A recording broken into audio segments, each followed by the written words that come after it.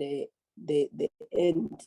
I would like to acknowledge you, Chairperson of SANBI, the achievement of over 90% deliverance on your annual performance targets. And I think we want to also appreciate you, CEO and the team, for being proactive in indicating to the committee that the Auditors General's findings on yourselves. You are only next to Isimangali's Wetland Park Authority, and as a knowledge-based entity, we expect you to set the pace on the best practices. Having said that, Chairperson of SANBI, you can then introduce the presentation, and definitely I believe you are going to hand over to the CEO to do the presentation. Over to you, Chairperson of SANBI.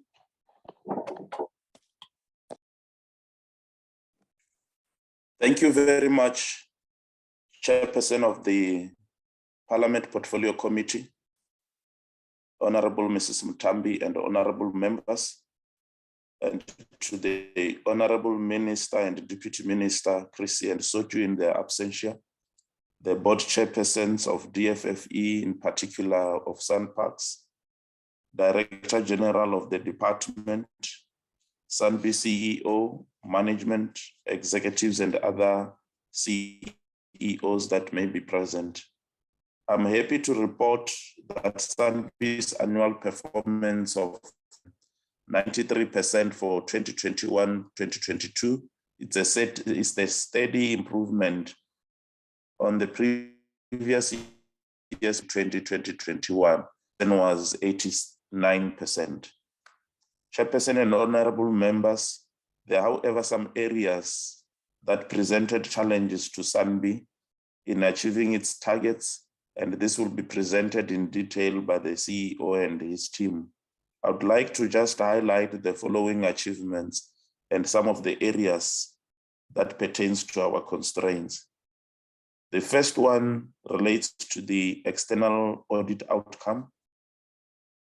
SANBI received an unqualified audit opinion addressing the internal control deficiencies identified through the external audit process. To this effect, the annual internal audit plan has been reviewed to ensure that all the gaps are attended to, and the Audit and Risk Committee have approved the audit improvement plan.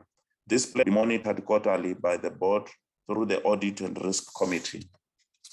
The second one, Chairperson and honorable members, it's the irregular expenditure.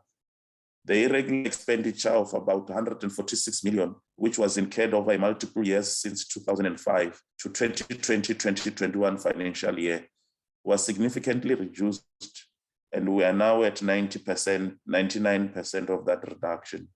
To this end, we have got 8 million, which was incurred 2021-2022, was due to recurring contracts could not be terminated without interrupting the enabling operational areas of SANBI's business processes. Management implemented, leading to National Treasury approving condonations of this. The next one is the financial performance. SANBI's financial performance improved from the previous financial year as lighter COVID regulations allowed more visits to the facilities during the financial year. SANBI looks forward to the COVID and financial performance as the economy improves and the tourists become more comfortable to visit our beautiful facilities spanning across our country. The next one I need to report to Chairperson and honorable members is the financial position. SANBI's financial position is solvent, with total assets exceeding total liabilities and liquid with current assets exceeding current liabilities. The next one is the forensic analysis. We have got the genetic services unit, which is working towards international compliance for forensic analysis and implemented the International Society of Wildlife Forensic Science standards and guidelines. which are based on the ISO 17025 in March 2022. This maturing area of work places SANBI's wildlife research and scientific service among the best in the world, and furthermore contributes to the evidence-based decision-making. Important to SANBI, also chairperson and honorable members, is the human capital development and transformation. These remain key strategic goals for SANBI. In support of these goals, the board has approved SANBI's transformation charter in November 2021. This charter articulates SANBI's posture and intent on transformation, records SANBI's commitment to transformation, and outlines the transformation aspirations, as well as to provide the means to achieving the same. SANBI's role in decision support is also very critical. SANBI fulfilled its primary mandate through generating and coordinating scientific evidence required to support policies and decisions relating to better management, conservation of South African biological diversity. The next one, which is important as a highlight, is the garden expansion program. Beyond the establishment of Kwaleja National Botanical Garden in the Eastern Cape, SANBI pursued establishment of new national botanical gardens in the Limpopo and Northwest provinces. Throughout the process, SANBI worked with the Department of Forestry, Fisheries and Environment, the Department of Agriculture, Land and Rural Development, provincial conservation authorities and agencies, and community leaders. We're excited to announce that following these engagements, Minister Barbara Creecy formally launched the Thohoyandou National Botanical Garden on the International Day for Biological Diversity on the 22nd of May 2022. In the Northwest Province, engagements are continuing with the provincial conservation authorities and the Northwest Parks Board towards the establishment of the National Botanical Garden in the province.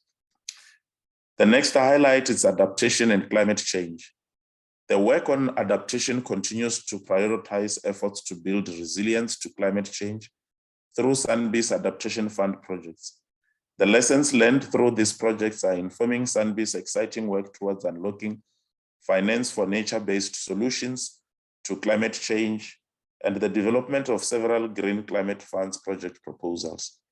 Emerging proposals include ecosystems-based adaptation for the management of floods, fires, and the dry spells, and the securing of strategic water sources. The next highlight relates to the Presidential Employment Stimulus Program. SANBI, through the Biosecurity and Ecological Infrastructure component of the Presidential Employment Stimulus, created 954 job opportunities, 488 of which were filled by women, with 495 being placed at the National Botanical and Zoological Gardens. This contributed to the improvement of South Africa's high youth unemployment and enhanced rural livelihoods. Honorable Chair and members, I will now request the CEO, with your permission, and the team to take the portfolio committee through the details of the presentation and the highlights I've just made. Thank you so much for the opportunity. Thank you, Chair. Over to you, CEO. Thank you very much, Honorable Chairperson of the Portfolio Committee, honorable members, the Minister, Honorable Minister, and the Deputy Minister in absentia, and also the DG represented here by Flora Mkotwa from the DFFE, the Chairperson of the SANBI Board and also SANParks Board, and colleagues from both entities. I will be presenting Q3 and Q4, and we'll be moving from the different areas to other areas. As I'm talking to Q3, I will also reflect a little bit on the fact that most of the areas that were not achieved in Q3 were achieved in Q4. If we can go to the next slide. Our mandate, of course, is informed by the NEMBA, which is the National Environment Management Biodiversity Act. Therefore, our mission is framed along those lines to deliver on our mandate. There are 4 programs that I will be reflecting on. The first one, dealing with matters of gardens, which are botanical gardens and also zoological gardens. The second one, dealing with the biodiversity science and policy advice. The third one on human capital development and transformation, as the chair spoke to. And the last one, administration, that also covers corporate and related matters, including finance to that effect. Let's move on to the next slide. We continue to perform our functions, and the report that we're providing, even the annual report or the Q4 report and Q3 report, are framed within those areas that are reflected there. That we provide science that informs decision making and also actions on the ground. And that is done through our work on taxonomy, collections, the mapping, spatial issues that are used by a variety of sectors in public and also in sectors beyond public sectors. We also provide assessments as part of our mandate on the state of biodiversity in the country, state of biological invasions in the country, state of the impact of GMOs in biodiversity, and also trends in ecosystems and species. All of these have implications, not only ecologically, but also implications socially and economically. So hence the reference by the chairperson to the work on strategic water sources, the work on climate resilience in that form. So policy advice is the core, and then we influence that space in one form or another in the sector, beyond DFFE and anyone that interfaces with biodiversity. Let's move on to the next slide. In the third quarter, at that time, we were still confronted with the challenges of the COVID. Yes. Who's the owner of YP30 lights? Who's the owner of YP30 lights?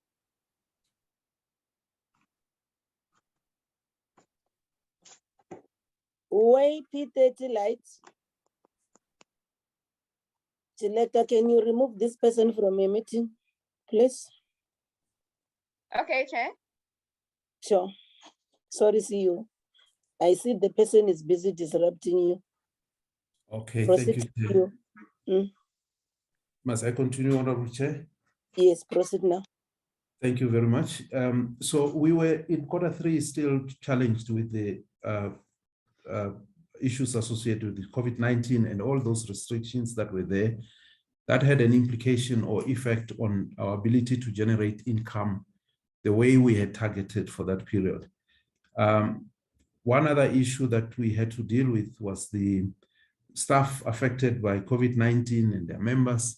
So our wellness program came in handy at that time to provide the support that is required. And I think we're proud to inform the committee that we've done well in that regard.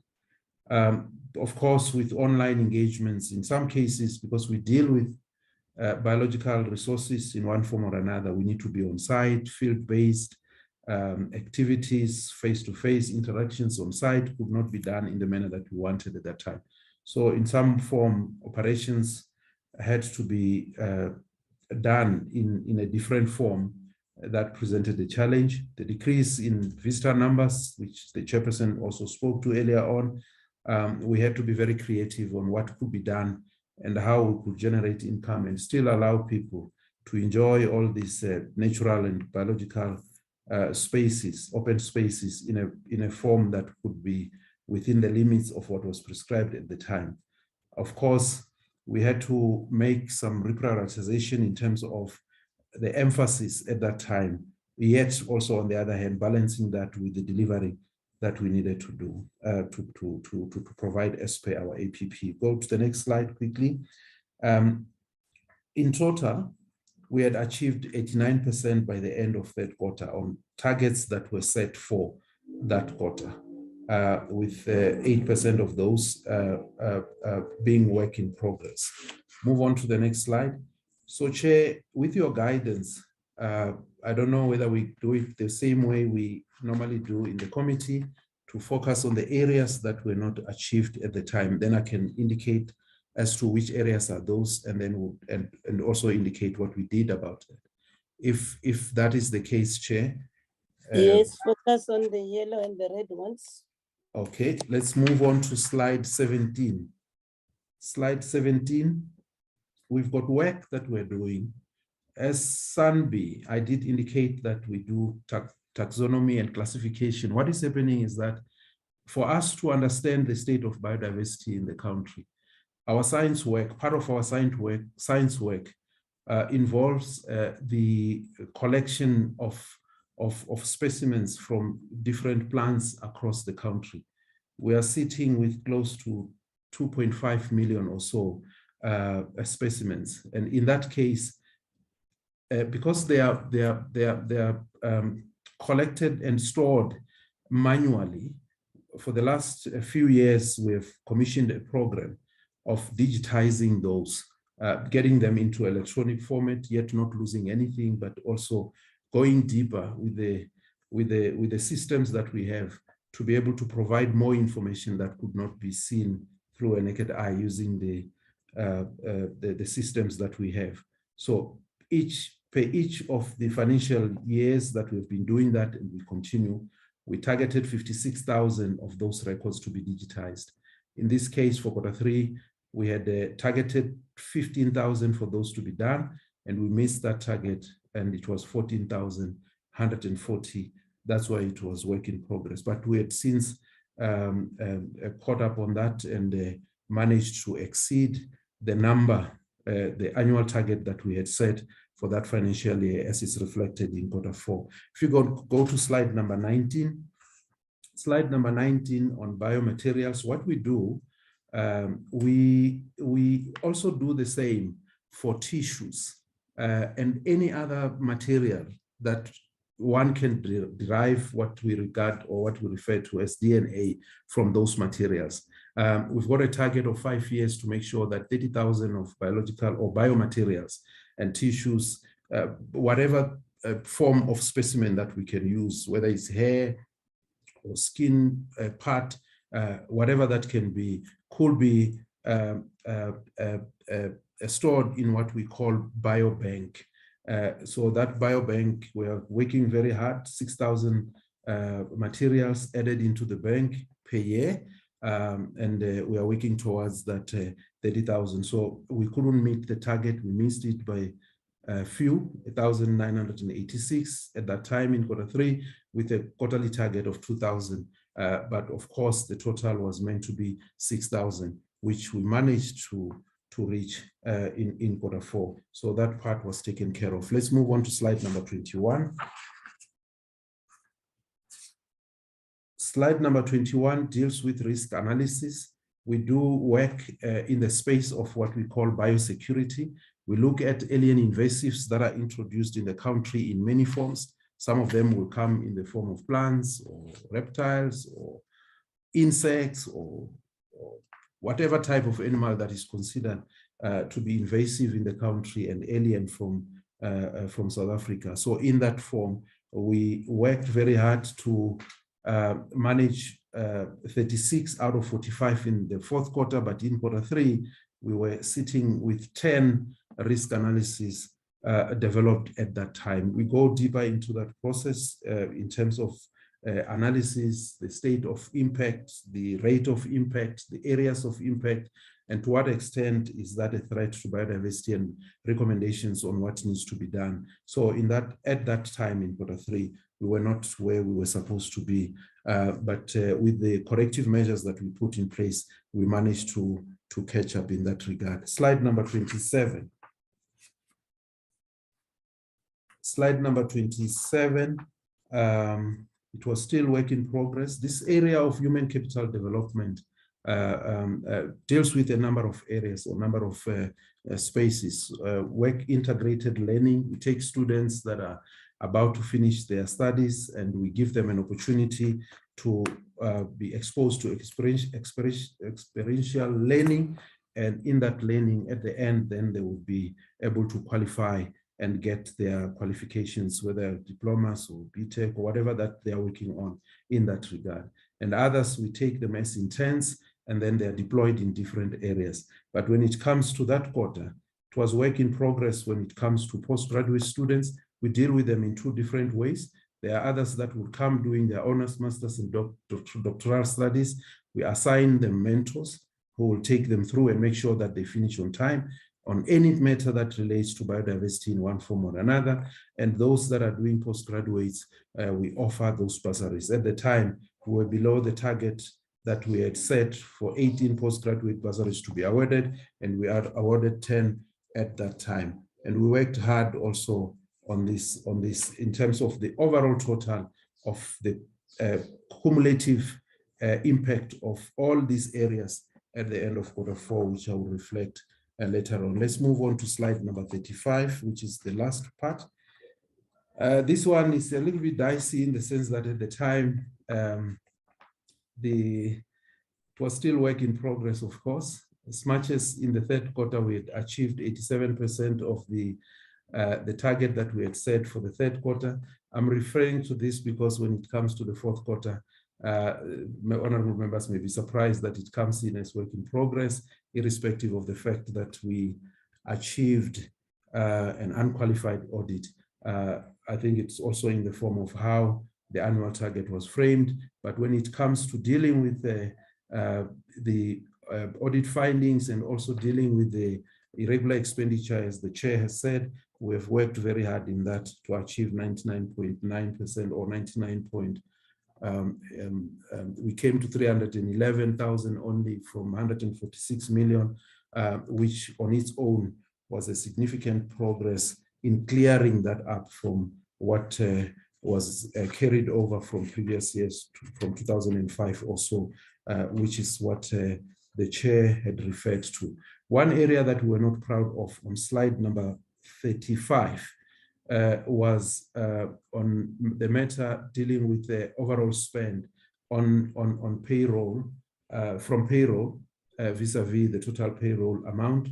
When it comes to staff development, it was a bit lower at that time. We have since that time lifted the restrictions that we had, and in this current financial year is quite different. But at the end of the financial year, the target that was set was achieved, as it can be seen in Q4.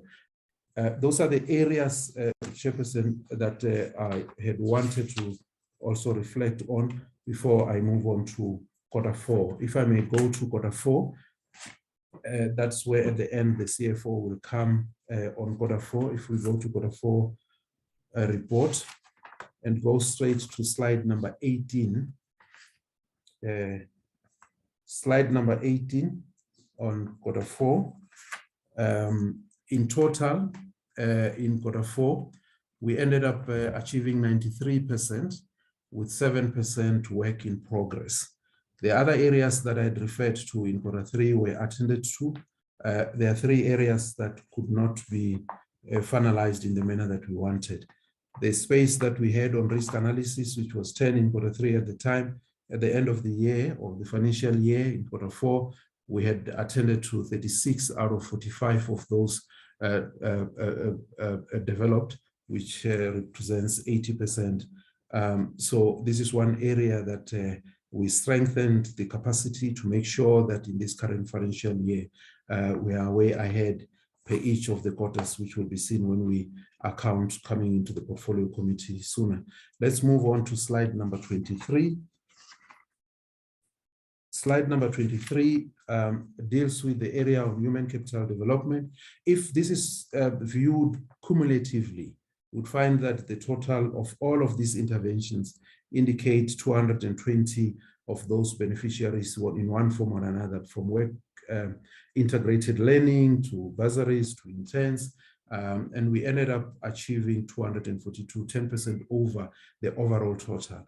But there are specific areas that were lower in terms of numbers, but we had since prioritized them for carryover in that regard. 53 of 75 that we had set to recruit and designate to specific workstations were done at the time when it comes to work integrated learning. The other one was the postgrads, 13 out of 22. Those are the two areas, but when it comes to learnerships and areas of postgraduates that needed to be supported, we had exceeded the target. That's why I'm talking about the overall and the cumulative impact of that whole process. Let's go to slide number 27. Slide number 27 deals with audit and related matters. Of course, the chair had indicated we received an unqualified audit opinion. So we couldn't put it green, not because it was not unqualified. It's just the issue was that it was targeted to be without any matters of compliance or finding or any matters associated with APP and other matters on financials. But we did receive an unqualified audit in that regard. And this, if we compare that against or look at it against the annual target, it comes in amber in that regard. All other matters that were raised in Q4 earlier on, as I spoke about, we had covered them sufficiently. If I can be allowed to call upon the CFO to talk to the annual performance in terms of financial performance, that will be our last part of the presentation. Lorato. Good morning, Portfolio Committee Chairperson, honorable members, the Minister, Deputy Minister, DG, CEOs, and the chairpersons of the board and all colleagues. We are presenting the 2021-2022 external audit outcome based on Q4 and Q3 being audited by the AG as part of for the full financial year. As it has already been said, we received an unqualified audit opinion, and we did have some findings from the AG coming as a result of some errors that were identified in the financial statements, and they were found to be material, and we were given an opportunity by the auditors to correct them, and we did so, resulting in us being unqualified. They indicated findings on the smartness of the target, the two indicators that are indicated as part of Program 1. And because of these two findings, where the errors in the financial statements and performance information were identified, they were also highlighted as internal control deficiencies. Both these deficiencies that are in the technical indicator descriptors and also the review processes of the financial statements are part of the improvement plan that has been submitted to the Audit and Risk Committee and approved accordingly, and we are attending to them. On the next slide, we are showing the financial performance, which is inclusive of Q3. Overall, for the year, we were able to achieve an improvement in our revenue, moving by 27% from the previous financial year, mainly as a result of lighter COVID regulations and more visitors being able to utilize the gardens, and the Sunbeam as well being able to offer more activities throughout the gardens. So overall, we still have government grant being the main contributor towards our revenue being at 72%. The other streams we are working on to improve and recover from the COVID impacts. On the next slide, the next one, there is an indication of the expenditure, slide number 36. Please. There's the indication of the overall expenditure where expenses only increased by 11% year on year. And we are reflecting the main contributor being our employee costs at 59%. As a result of the gardens being highly labor intensive. And at the same time, on the science side, we are reliant on human capital to deliver what we do. On the next slide, we are reflecting the overall accounting surplus of 32 million versus the 78 million deficit that was incurred in the previous financial year. And it's accounted for in terms of the GRAP standards, and it's reflective of the performance from revenue versus our expenditure. On the next slide, we are showing the financial performance, where financial position, wherein we are reflecting our total assets having grown by 11% from the previous financial year, and our total net assets having improved by 5% overall. So in terms of the solvency, we are still solvent with the total assets exceeding total liabilities, and our current assets as well exceed our current liabilities sufficiently, and it means we are also liquid. On the next slide, we have slide number 40, we have the cash flow, wherein we are reflecting the different flows of cash from various activities. And it's also reflective of the increase in the operational activities, where in the previous year we had an overall net cash decrease of 64 million, and this financial year we are reporting a net increase of 83 million, which is towards donor funded projects and infrastructure activities. On the next slide, we are reflecting our irregular expenditure, which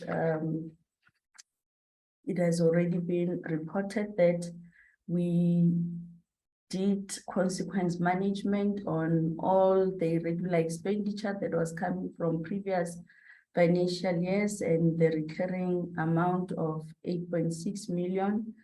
And we were able to then obtain National Treasury condonations amounting to 154 million, and we are left with 311 to resolve in this financial year. Thank you, Chairperson.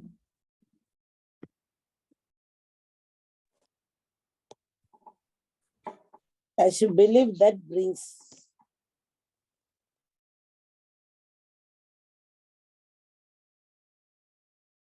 CEO presentation. Chairperson, we are done with the, you are done. the presentation. Yes, thank you, Chair. Okay.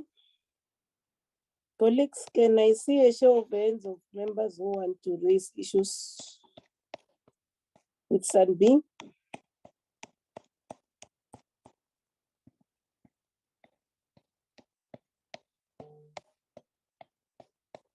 I mean, hands, colleagues. Yeah, Honorable Singh will be followed by Honorable Bryant in that order. Thank you, Honorable Chairperson, and thank you for the presentation that was made. I just have a few questions on the issue of the payroll being off target in the third quarter, which was a red flag, and transformation.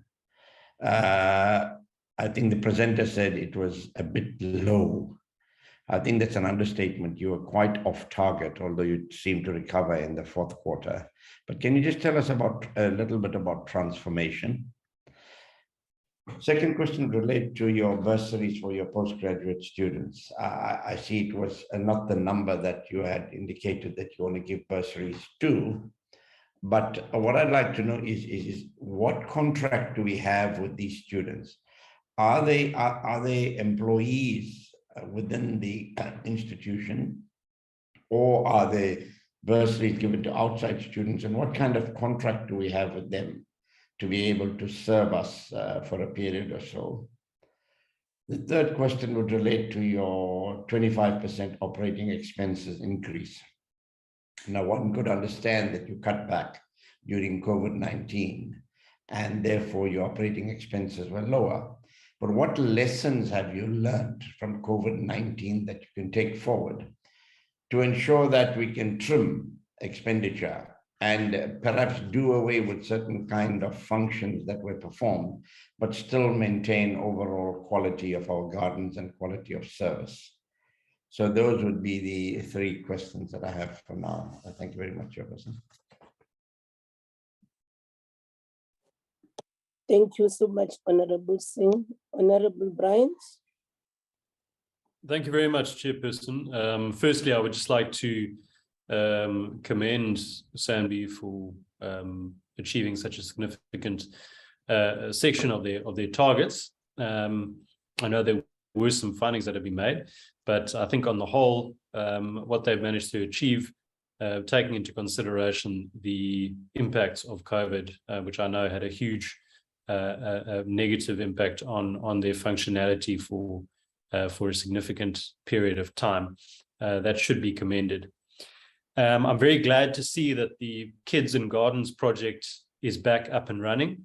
I know that was something that members of our committee and myself and colleagues as well raised on previous occasions, how important it is for our children, school children, to be spending time in these gardens and facilities. And it's really good to see the department has listened and taken that to heart, and has now exceeded the target in terms of number of kids in gardens. So that really is wonderful. There is obviously a need to sort out that matter of the payments for staff development. The development of staff within SANBI is a hugely important thing, particularly taking into account the current economic challenges that are facing the country. We need to make sure that we empower and skill as many people as possible. And then I've got a couple of just general questions. The first one is the ongoing issue of succulents being poached across the country, in particular in the Northern Cape. I think it is called conophytum or conophytum. I'm not sure if I'm pronouncing it correctly. It's a very, very small succulent that is quite sought after in the Far East. As I understand, that's where the majority of our poached succulents are illegally being smuggled to. I just want to find out if there are any ongoing studies into the poaching of succulents, and also whether or not any of these have been officially deemed critically endangered species, and if so, whether we could have access to some of that information, if that could be shared with the committee. And then the second question is just in terms of access to our botanical gardens. This was also something that was raised over the past couple of years in terms of ensuring that local people, South Africans, are able to afford to access our gardens on a regular basis, and that it isn't really a thing for more privileged people and tourists only. I just want to find out how we are doing and whether or not we are measuring the number of locals making use of facilities, in particular facilities such as Kirstenbosch Gardens, and if we've seen an increase there. Thank you so much. Thank you so much, dear colleague. Chairperson of SANBI, he reported progress on the Presidential Youth Stimulus Employment Program. I just want to understand the impact and the extent it has on fighting unemployment, inequality. Yes, and poverty, in the sense that, are you keeping these young kids for good, or is it for a specific period? And then if for a specific period, what happened post this? Are you able to be proudly saying that indeed we will create employment? That's the first issue, Chairperson. To the CEO, one wants to understand whether all your botanical gardens were or are affected by land claims. And if some of them are affected, which are those ones? And how are you resolving it? Or how have you resolved it if it is already resolved? Then the other issue, you don't, there was one province where you didn't have a botanical garden, but the last time I think you reported, CEO, that you are busy. If I'm not mistaken, it's Northwest. Maybe you'll share with us the progress to that effect. And then also we want to know, how are you expecting to secure more land for establishing new botanical gardens in the future? Because if you're talking of biodiversity, we need to have more of that. And then also looking at the historical background of this, the way we come from. There are those provinces that, like my home provinces, we only have only the one that you've taken over from the province. And then in others as well, those historically, especially where in those Bantustan area, including the other things. So where Black people were based, the issue that I'm talking about. Then I want to understand whether you have any such plan. And then the other issue that one want to get clarity, you need to explain to us what it means that as an institution you were accredited as a direct access entity of the Green Climate Fund and associated benefits that comes with that to the country. Maybe if you can explain that to us, we'll be in a better position to understand this. I see Chairperson, your microphone, it's already on. You want to start? Chairperson? No, Chairperson. Yes, maybe I should just start, Chairperson. The question on the job opportunities, indeed, it is for a limited period, but we are working very hard to align all the human capital instruments. We now have a program, Hrun Sevenza, that is unfolding. When we create these job opportunities, we also look into other long-term to medium-term opportunities for these students where they are assigned to different institutions in the environment sector, but also dovetailing with the internal policies of SANBI, that some of these students, when they are doing their postgraduate studies in terms of PhD, they are assigned for a much better period when they finish their students, but also aligning it with the human resources policy of the SANBI, where scarce skills are supposed to be absorbed. So indeed, those job opportunities are for the short term, but the effort is towards appointing them in the environmental sector. This is why we are also talking about the human capital strategy for the sector, Chairperson, which is also a policy under review, so that we can look long-term into the skills needs of the sector, being driven both by DFFE and the SANBI as an institution. So we are very much aware of those shortfalls, but working very hard policy-wise to create that environment for our young people to be employed long-term for sustainable livelihoods. Thanks, Chair. And I will request the CEO to add as he responds to the other aspects on this matter.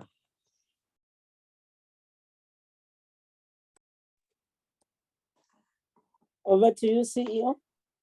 Thank you very much, Honorable Chair, honorable members, and the Chairperson of the board. There are a few questions that I would also refer to my colleagues to add on to. The question around the payroll, of course, I indicated that we are not proud of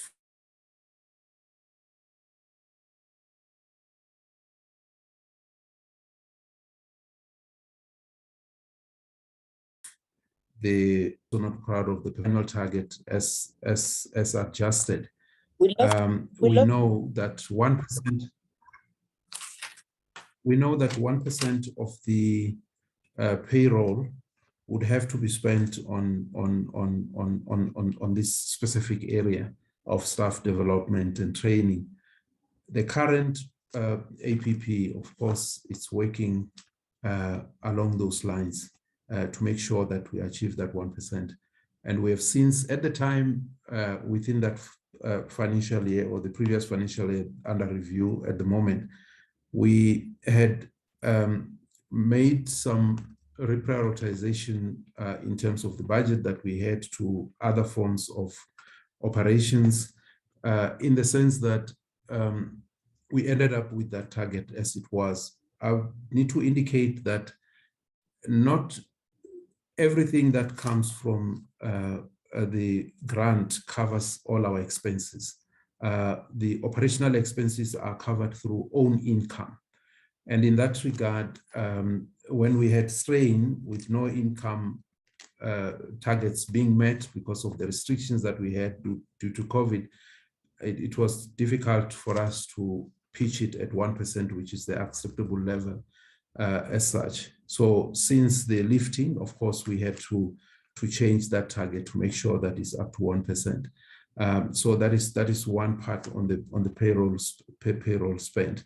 But when it comes to transformation, the chair of the board did speak to the fact that the current board approved the transformation charter. It talks to a number of issues beyond EE targets that are prescribed by law, triple BEE in terms of spending, so in terms of geographical access, in terms of the access to the services that are provided, all areas pertaining to transformation are covered in that. We have made strides to make sure that we go through all the guidance and interface with all the workers. And that process is ongoing to make sure that areas of concerns associated with transformation are addressed through this charter that was crafted through a consultative process in terms of its implementation in the areas. As much as it's a statement of intent, there's an implementation plan that covers a number of areas of transformation that this organization would have to pursue. So if you look at the staff composition and how recruitment is done, and also if you look at the different areas and the distribution of our gardens, for an example, the reason why the chairperson, honorable chair, spoke about Northwest is because we said there should be a geographical balance in terms of all these assets being in all provinces as much as possible. Of course, some have more than others, And I think it's a journey that we continue to pursue within the available financial means in that regard. When it comes to bursaries, of course, we contract these students to come on board. It comes in, I indicated there are 3 or 4 different forms. The chairperson had spoken about one big one that we're pursuing in this current financial year at a larger scale, where we'll get these young people for 2 to 3 years on board, the graduates across the board, the PhDs, the masters, the honors, coming on board, remunerated differently depending on their qualifications, and taken through a program that is crafted with mentors, with a proper incubation program, and making sure that they are ready for the work environment. Some of them, that's what we want to see, through the organizations that are hosting them, may be taken over or can find opportunities, and that gives them a better opportunities as they are with us in that process. And we're looking at in excess of 1,050 that will be recruited very soon. But with the year under review and the progress that we have reported, we had those numbers that in total came to 242 at different levels. I did indicate the work integrated learning program, those that would only qualify after they've been exposed to experiential learning, as I indicated. We take them on, we give them that opportunity, we keep them for the period that is required, from 6 months to a year, and then we expose them to what is required and assist them in that process with mentors supporting them. When it comes to postgraduates, I did indicate that it's in 2 forms.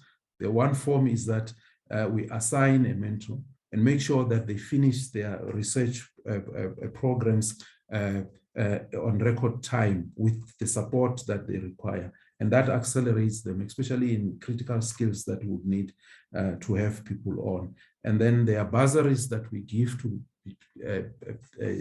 students who are in different universities, those that qualify within and meet the eligibility criteria. And then we fund them while they are still there at the university. So the contract is from a bursary perspective, not necessarily that they are on board with us. And we have seen that over the years with these kinds of interventions, most of the entry-level staff members have gone through some of these programs in one form or another. And those that are finding spaces in the sector beyond SANBI are also well prepared to take up those opportunities because of these interventions.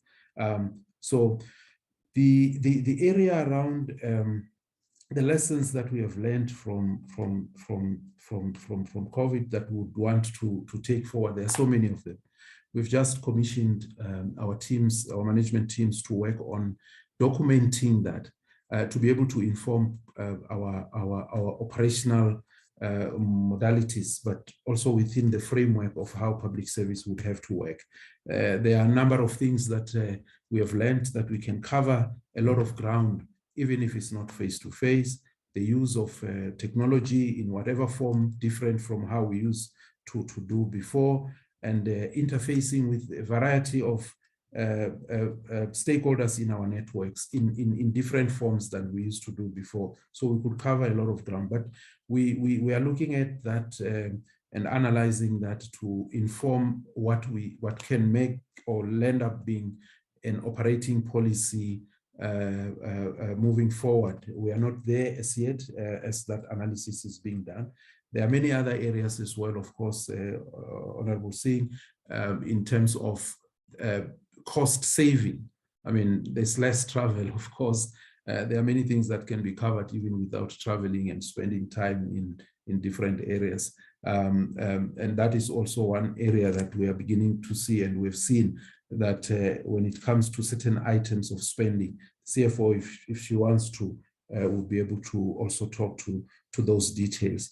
We have commissioned for, or we are just about to commission for a work study, of course, that also looks at different areas of critical importance on how best then the staff complement it's directed to areas that need special attention and focus. Honorable Bryant, on the matter of succulents, you're correct. It's quite an area of concern. Of course, working with an integrated team that has been set, including ourselves, DFFE, SunParks, WWF, and other NGOs that are part of this program, and including the provincial authority in Northern Cape, and setting up an institutional mechanism to respond to this, including law enforcement agencies on board. So there is a team that is set up from an integrated perspective with an integrated program. Of course, when it comes to SANBI, we play a role where some are confiscated. Of course, many are confiscated. They are taken to us for care and keep, while the court cases or the law enforcement and related processes are in process. But we've got plans, of course, which would involve, but one amongst others, the reintroductions and many other things. But your question was specific to whether there are ongoing studies. We are keeping records in terms of what can inform the future. The trends analysis is part of what we're doing.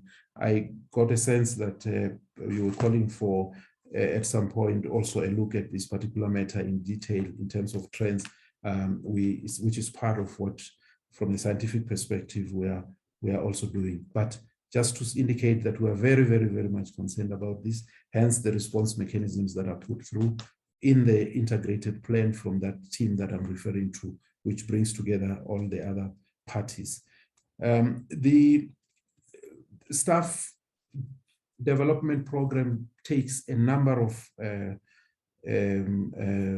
means in terms of the SANBI being very much a leader in thought leadership when it comes to biodiversity and also scientific areas. The issue of career ladder, the issue of supporting scientists to progress, the issue of publications, all of those things are being done. We have since reinstated the bursary program internally, and I'm proud to indicate that we have covered a lot of ground at different levels across the board, just to make sure that we are way ahead in terms of the work that we do and our mandate. Access to botanical gardens, we've taken that. COO, if you may want to come into on this particular aspect. Suffice to say that when it comes to pricing, at some point we did reflect that we have implemented a differentiated pricing system. Is being piloted or has started being implemented at Kirstenbosch. So those that are not residents of the country, foreign nationals and others, would pay a different amount, or they pay a different amount entrance fee than the locals. Every Tuesday, of course, senior citizens access these gardens free, all of them, which is part of the enhancing that access, but targeted to senior citizens in that regard. Our pricing systems will take a number of things into consideration depending on the location, input cost, the offerings, product offerings and services that we offer in that specific area, and many other things that form part of the criteria in dealing with that part. The chairperson did reflect on the presidential stimulus and Umsebenza. Of course, in the 2 installments of the presidential stimulus program, we had taken those young people for the period that we took and assigned them to specific areas and with teams that were supervising them. And we've found that some do find and get opportunities using that experience as reference to say, we've been exposed to this, we've done this, and that gives them a space ahead. Thank you. Chair? Can you be specific for the period where you've taken these young people? For a term. The presidential stimulus program, there were 2 installments of this in the last financial year that is under review and the one before. Of course, some of them came in and started a bit later than they were supposed to. It was meant to be a 12-month program, and some of them, if I'm not mistaken, CEO can confirm, had to work 6 to 8 months, depending on when they came. we can verify the actual number of months. And it was for that, the allocation was for that specific financial year, including recruitment, posting, and then exit. We do keep records of those that came on board. The chair referred to in the last financial year, I think it was 900 and something in terms of the number. I don't have my document here for the other year prior to that. When is there for the 2 years that SANBI has been participating in that. After the time period, then they will exit and use that experience or use that as reference, as I indicated. There's no long-term contract with SANBI in terms of them having to work for SANBI after the expiry of the period. So it's timed for that period. Chair, Honorable Chair, you raised this issue of the whether all botanical gardens are affected by land claims. We are aware that, let me rather say, when we take over the botanical garden, the issue of land claims are looked at, and then we work with the respective government departments, DFFE, DALRAD, and them to deal with those matters. So when we take over and are assigned by the minister to be the management authority, all those matters should have been resolved. But then what we understand is that land claim processes are continuous in the sense that one may not say that when everything is cleared now, there may not be another installment coming in future. Triangle National Botanical Garden was also affected in this regard. And we had to go through that whole process until we got clearance that we can then take over and continue with the management of that botanical garden. In the Northwest, we are still continuing. We got to have areas identified, working with the provincial authorities and agencies that side. We have done the analysis of the areas that were potential for the establishment, and not yet final to say this is exactly the area where we are going to.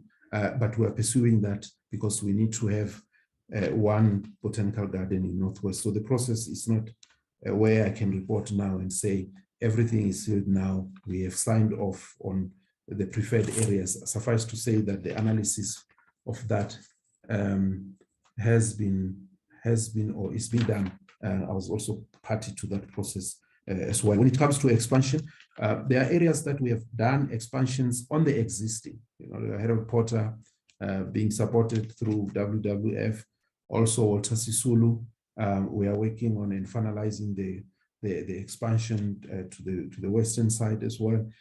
So are other areas that we have identified in the Lowveld with potential for expansion. So is the expansion of the existing, but the expansion when it comes to the new facility is this process that we're running in Northwest. It doesn't mean that each province must only have one. Where there are opportunities and the financial means for that and meeting all the criteria is one area that we want to always do in line with our botanical garden expansion program, which has since been or which has been approved by the board. Colleagues, Kamel, would you want to reflect on anything that I've left on succulents? Through you, Honourable Chair, I think we well covered. Thank you. COO? CE, all covered. Thank you, Chair. Okay, CFO? CEO, I think there was just one item on the number of young people who were able to absorb after the presidential project. We were able to absorb 43 young people across the gardens through the funds that we were able to raise from our partners, and we have kept them for, I think they are now in their second year as we speak. Thanks. Honorable Chair, honorable members, that's how far we can go with the responses. Before I allow others to come in, CEO, I should think maybe you need to tell us, give us more detail on this presidential youth project. Because I hear you saying that the exit, maybe give us the figures for the 2 years wherein you've been involved in the program in writing, and then the exit, and then once the contract terminates, then there's nothing, you can't even trace them. You don't know where they, whether that training, are you able to assess the impact of the training, or it was just a tick box to say, President said we must do this, then it has to happen. At the end, you don't care, because there's a lot of youth apathy to that effect, and the impact these programs are having on the young people. And then I should think my question on land claims was very direct. You just brush it to say like toy and do. Can you go back as well and give us the list of those botanical gardens that were under claim? Because you say you think they could have been resolved. You're not sure about that, but you understand the issue of, can you go back and get that thing and come with specific details to that effect? Those are the issues that on my part. Do we have follow-up questions, colleagues?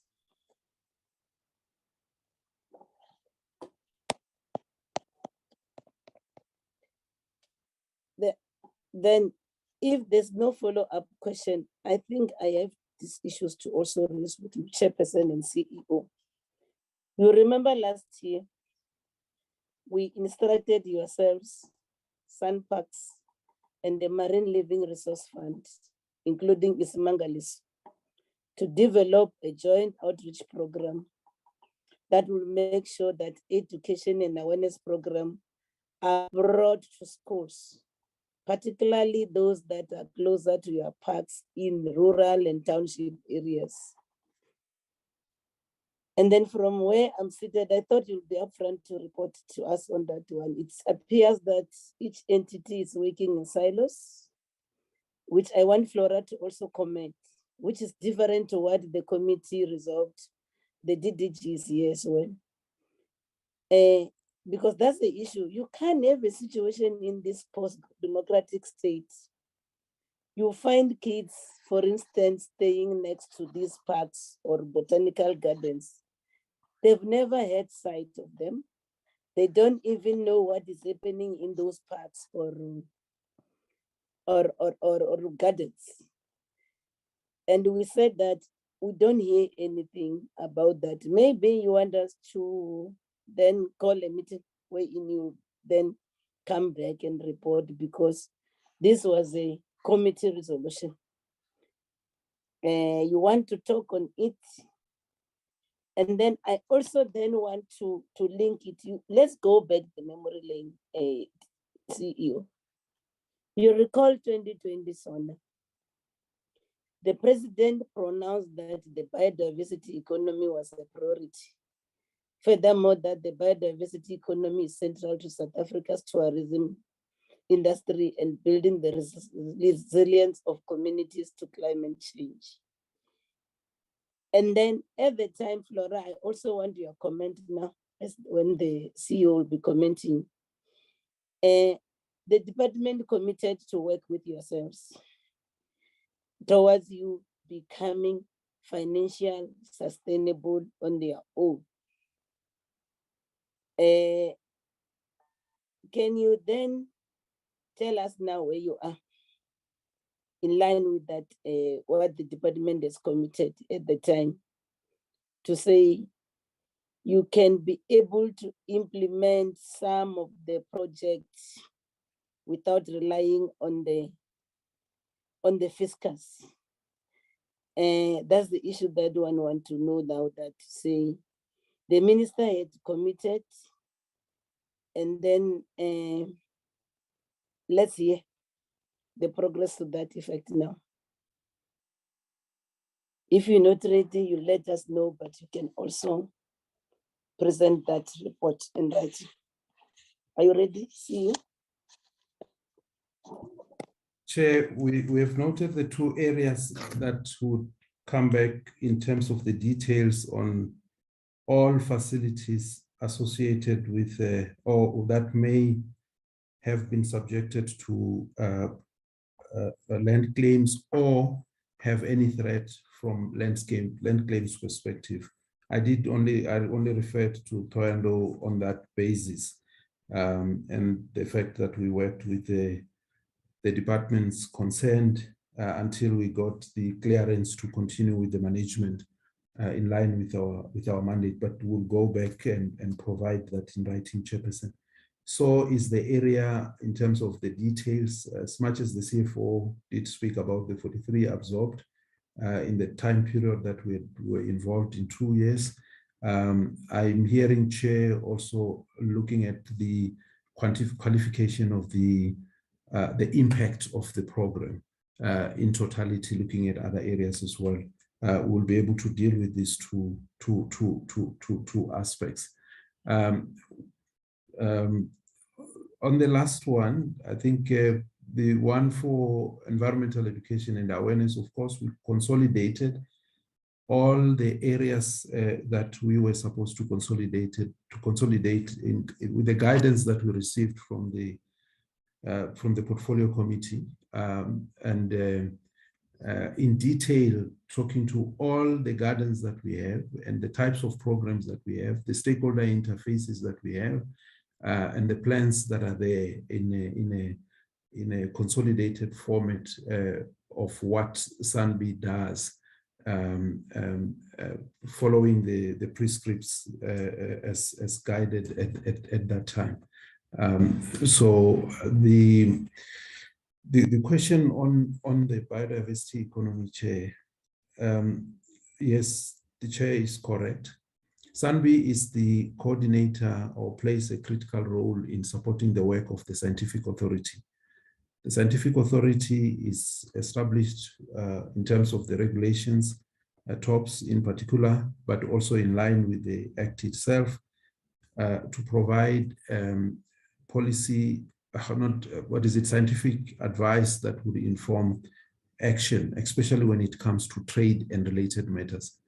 On the part of trade associated with biodiversity economy, on the wildlife side, of course, we provide those what we call non-detrimental findings, or we respond to the fact that whether the trade that may be proposed will have detrimental impact on the species in the wild, on the survival of species in the wild. That is but one area. There are many other areas where we provide trade advices. But when it comes to the area around bioprospecting as well, which we are also looking at the moment, our team representatives also form part of the bioprospecting team committee that advises the department when it comes to the final decision on matters of bioprospecting and related permits. In that regard, we participate.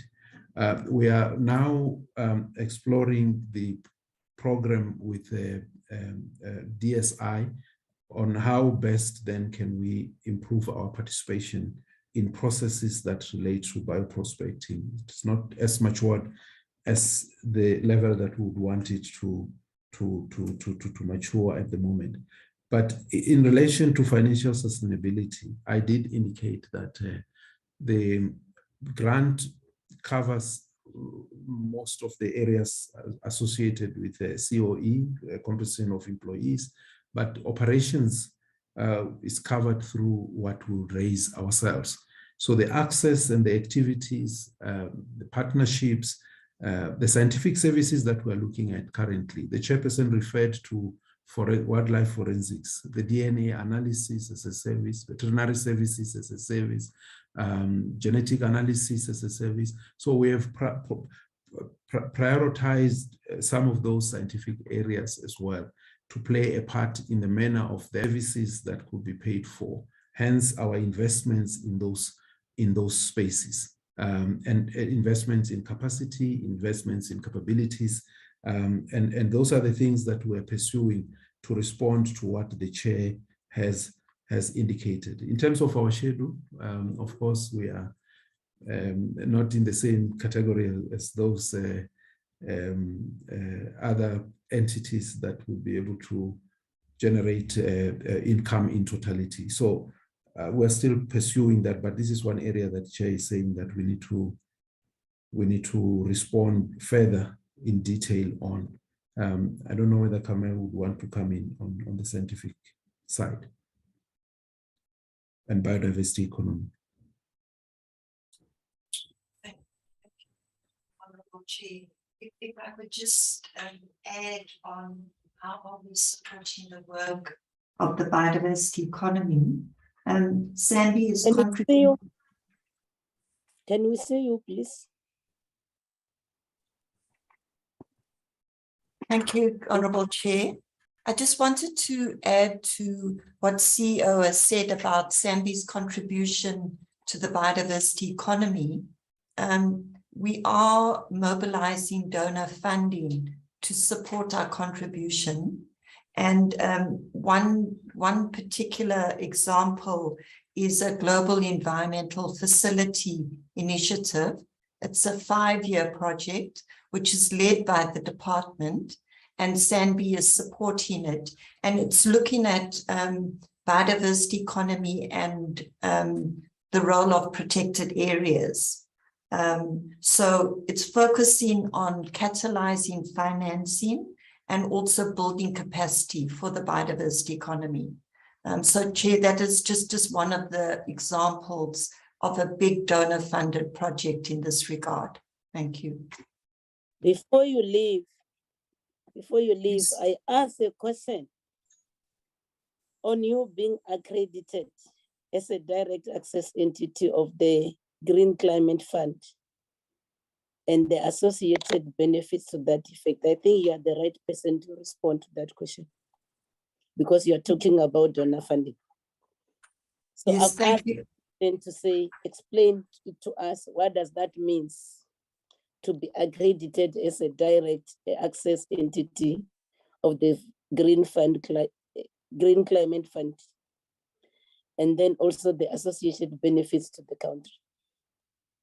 Thank you, Honourable Chair. What this means is that SANBI can directly access funding without having to go through another body like the UNDP, for example. It can directly play the role of mobilizing the funds for projects in South Africa around biodiversity adaptation and climate change. So the role that we play as a direct access entity is to work with all the partners, different levels of government across the sectors, agriculture, health, in terms of adaptation and climate change projects. So what we do is to bring together all the different stakeholders to facilitate the development of proposals around climate change and adaptation, following the criteria that is set by the Green Climate Fund, and then submitting those proposals through the Green Climate Fund for funding.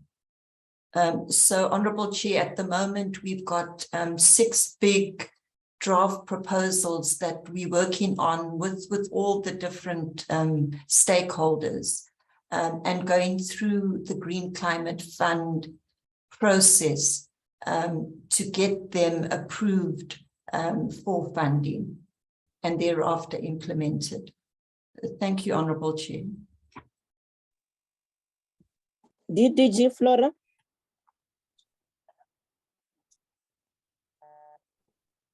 Good morning, Chairperson, honourable members and chairs of the public entities and colleagues. Chair, regarding the, I just wanted to make one comment regarding the issue of SciCans and our collaboration with SANBI to indicate that We are collaborating with SANBI in respect of developing what we call biodiversity management plans. As you know, these are instruments that are used to implement measures to protect survival of species in the wild. Our colleagues in RCSM are very active in respect of enforcement-related matters regarding the poaching of cycads, working together with the law enforcement agencies. Then just a quick comment, Chair, in respect of the work that SANBI is doing around ensuring access to the gardens and to local people. I think the CEO has already elaborated on.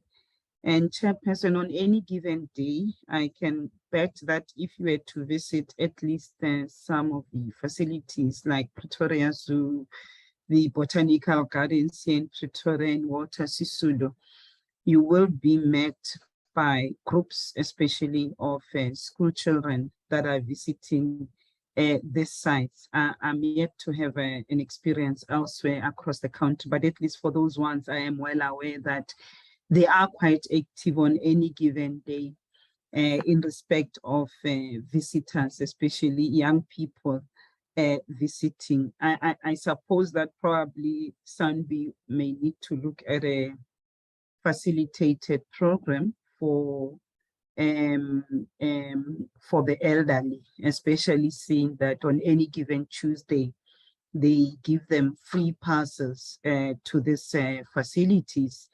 We might want to look at how we get Bugogo from the townships, from Mamelodi, elsewhere across the country to come and just enjoy the aromas that our botanical gardens are offering.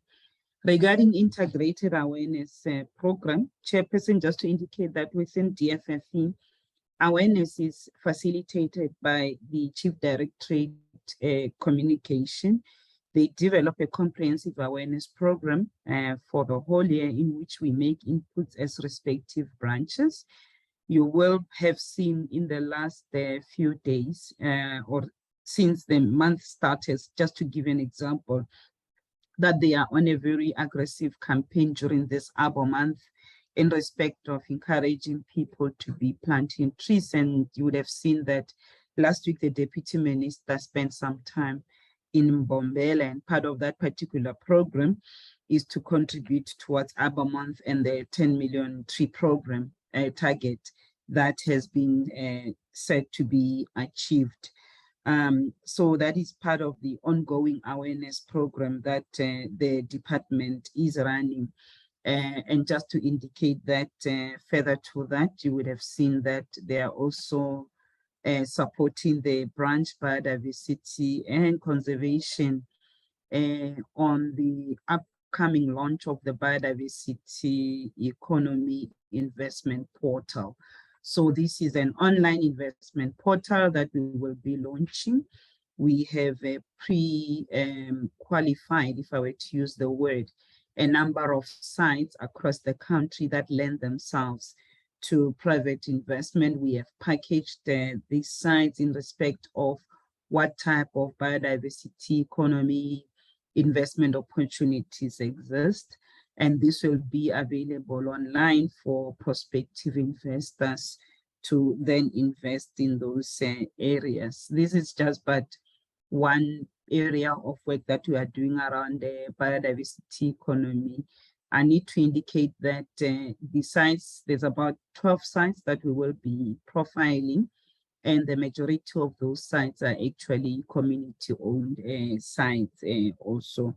But the site is not only limited to those sites that we have pre-qualified, but also will include all the other nature reserves owned by the management authorities that do have biodiversity investment opportunities that can be made available to private investors. You will be aware that both Ismangaliso and Sandparks have respectively held investors roadshows. So we're hoping through the investment portal, we'll also be creating a link for these entities. Obviously, SANBI will also have to come on board at some stage with some of the projects that may lend themselves to investment opportunities to be included into this investment portal, as I'm indicating. Just one issue, I suppose, that the CE did address the matter of whether SANBI can be financially sustainable without depending on government grants. As you would have seen in the presentation, that government grants constitute almost 70% of their funding requirements. I need to indicate that SANBI is one of those institutions within the DFFE family that has been able to leverage external funding, especially donor-funded grants, to support most of their program. Hence, you would see that the portfolio of their donor-funded program over the years has grown substantially. We are also working together with SANBI on a number of these donor-funded programs to ensure that SANBI becomes the implementing agent in this program. Then Mr. Mnjezi did make reference to the support that SANBI is providing to the wildlife trading issues, and also the fact that they also participate in the Bioprospecting Forum. And the Bioprospecting Forum is where we consider applications related to bioprospecting, where a prospective applicant would like to develop a particular plant derivative for economic use also. And in some instances, you will be aware that they may work with what we call indigenous knowledge holders. You will be aware that this year that in a historical feat, we offered the Khoi in the San community an amount of about 12 million that was paid over to them as part of the Rooibos agreement that was entered into years ago.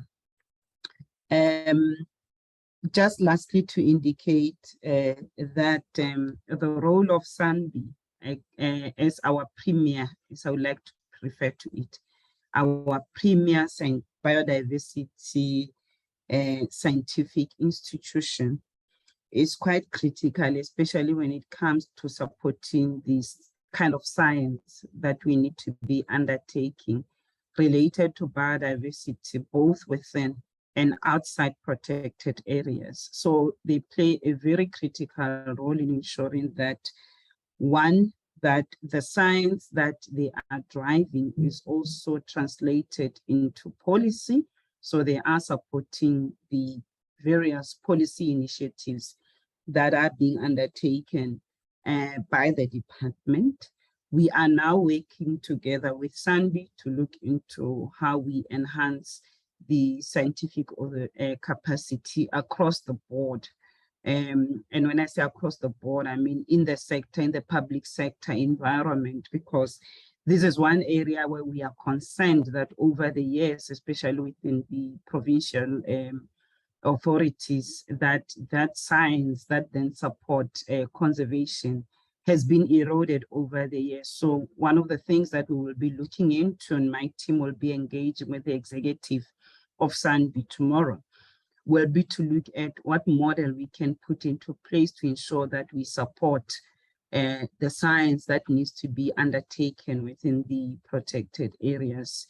As a country within a region that has got one of the biggest big mammal population, if I were to say so, we have to continue to provide leadership, especially when it comes to the science and the conservation related to those animal species, the big five especially. And SANBI really plays a very critical role in that particular space. Thank you very much, Chairperson. Before you leave, DDG, It's not about, maybe let me explain our instruction and resolution to yourselves, Sanbi, Sandparks, and Isimangaliso. We said you must develop a joint outreach program to make sure that education and awareness programs are brought to schools, particularly those in rural and township areas. And then the issue here, the question was very straightforward to say, did you do what we directed you to do? Because it's not about the kids visiting the botanical parks or going to the Kruger National Park. Because the issue, we wanted you to implement a program that will expose the young children in rural schools to opportunities available and provide bursaries to fight poverty, inequality, and unemployment. I'm not getting that coming very clear here. Maybe because this is your responsibility in terms of entity oversight, you'll have to present a detailed report to that effect. And then the other issue that I see you not attending to, I quoted the President's SONA address in 2020. And then yourselves, when you presented your budget then, you committed to work with entities to be financially sustainable on their own. Then you are coming, it's a pity the minister is here, because minister made an undertaking then that this is going to happen in order to assist these entities so that they cannot completely relying on the fiscus. Maybe because of the time constraints, we'll ask you to submit that report for both. And as a lead department, isn't that these entities are your implementing agents? And then you need to do that, to say, we need that, because that report has been long-standing. It became a resolution of this committee that was finally adopted by Parliament, especially on the issue of programs to expose the rural schools. Maybe you'll have to give us that feedback, and maybe if this resolution is not implemented, some people must be able to explain to us why didn't they implement our resolution, because we resolved on these matters. You want to say something, or you want to align yourself with what I've proposed, especially the issue of the issue, because you have committed that. I want to know the progress with regard to working with all these entities, not going all over. We want the actual specifics. Chairperson, let me align with your directive for us to come back with these two reports. One is on the integrated outreach program for the three entities. We will work towards developing that detailed report for submission through to the committee. And then we will also submit another report on how to make these entities financially sustainable. Thank you very much, Chairperson. Thank you so much. Then we then move to Sandparks. Over to you, Chairperson.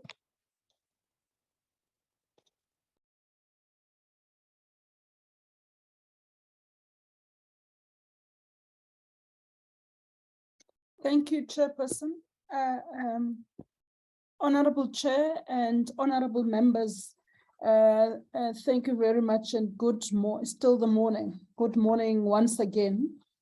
I am not going to waste the time of the committee, Honorable Chair, in introducing our delegation. Safe to say that we have in attendance myself as the chair of the board, as well as the chairpersons of the various committees of the board, so that they can hear what the committee raises, and also make sure that as they execute their oversight work and the board continues its work, they get it firsthand. Ms. Mayatula Koza was here at the beginning of the meeting. and she had an emergency that she had to attend to. I would like to apologize on her behalf. She left about 20 minutes ago, Chairperson. And then, and also from, we also have the acting CEO, Ms. Silo, who is also accompanied by executives from the organization, including support staff, one responsible for planning, as well, Ms. Banding, as well as support from the office of the CEO. So that is our delegation this morning.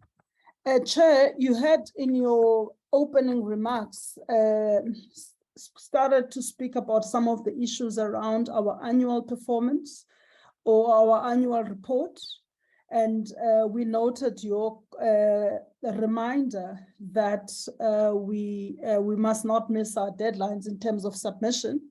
And you also mentioned issues around the AG and some of the issues that you raised in your at the beginning. We've noted those, and I'm not sure whether we will have another opportunity to present the whole year, but the way we want to approach today, although we're taking Q3 and Q4 as the 2 quarters, that in some of the instances we will talk about the whole year, and in some instances we're not going to do so, Chair, and where we don't do so, we'll probably indicate. Part of the reason, Chair, is that we've already had a year. I mean, we're looking at Q3 and Q4. At the same time, we've also on our side finished the annual report, so we've got a kind of a full year view of where the organization is at and its performance. And also, for example, you mentioned, Chair, the audit outcomes, which are not Q3, Q4 outcomes, but they are the full year. So we're gonna at some point move from a kind of an annual briefing in certain areas, but in certain areas we're going to talk about more specifically Q3 and Q4. And also, Chair, the last point I would like to make in that regard is the fact that our targets in some instances, not in all of the instances, are cumulative, and in so far they are cumulative. Some of the things that you will see in Q3, we might have had non-achievement in Q3, but things would then improve in Q4 around the same targets. So having said that, Chair, then I will then get to some of the just highlights of what we want to say today. One is just to make the point, Chair, that as SANParks, most of our revenue comes from tourism.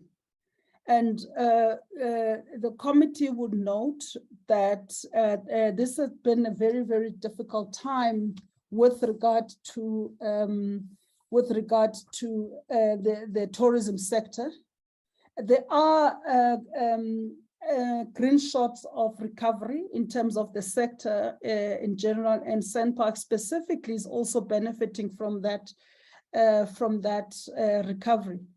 And I'm happy to say, Honorable Chair and members, that what we are seeing in terms of our recovery, tourism recovery, that it has been largely driven by the domestic market, which means that more and more South Africans are starting to get into our parks and attending up and being regular visitors in our parks. It is an important issue for us from a transformation point of view. We all know that our national parks are a part of our natural and cultural heritage. And insofar as that is the case, we do want more and more South Africans not only to visit the park, but to also experience and learn and connect with with their heritage.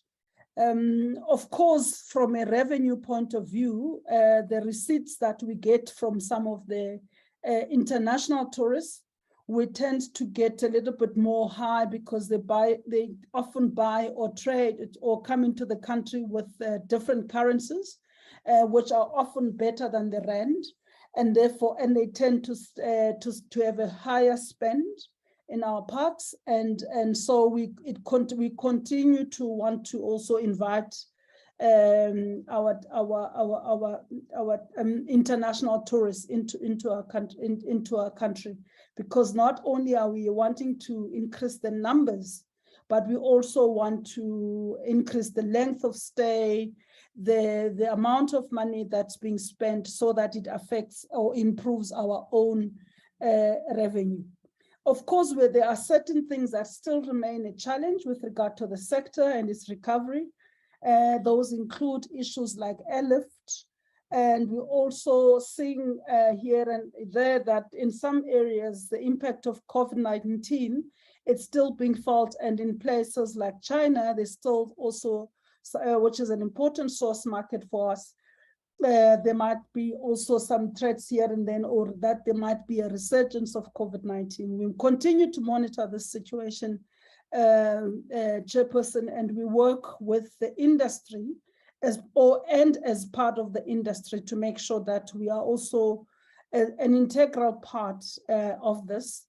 To this end, Chairperson, in the following week, next week, we are going to be participating in a tourism leadership 3-day conference.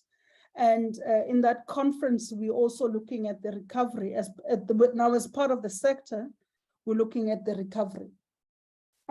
So Chair, this is important for us for the context of our performance.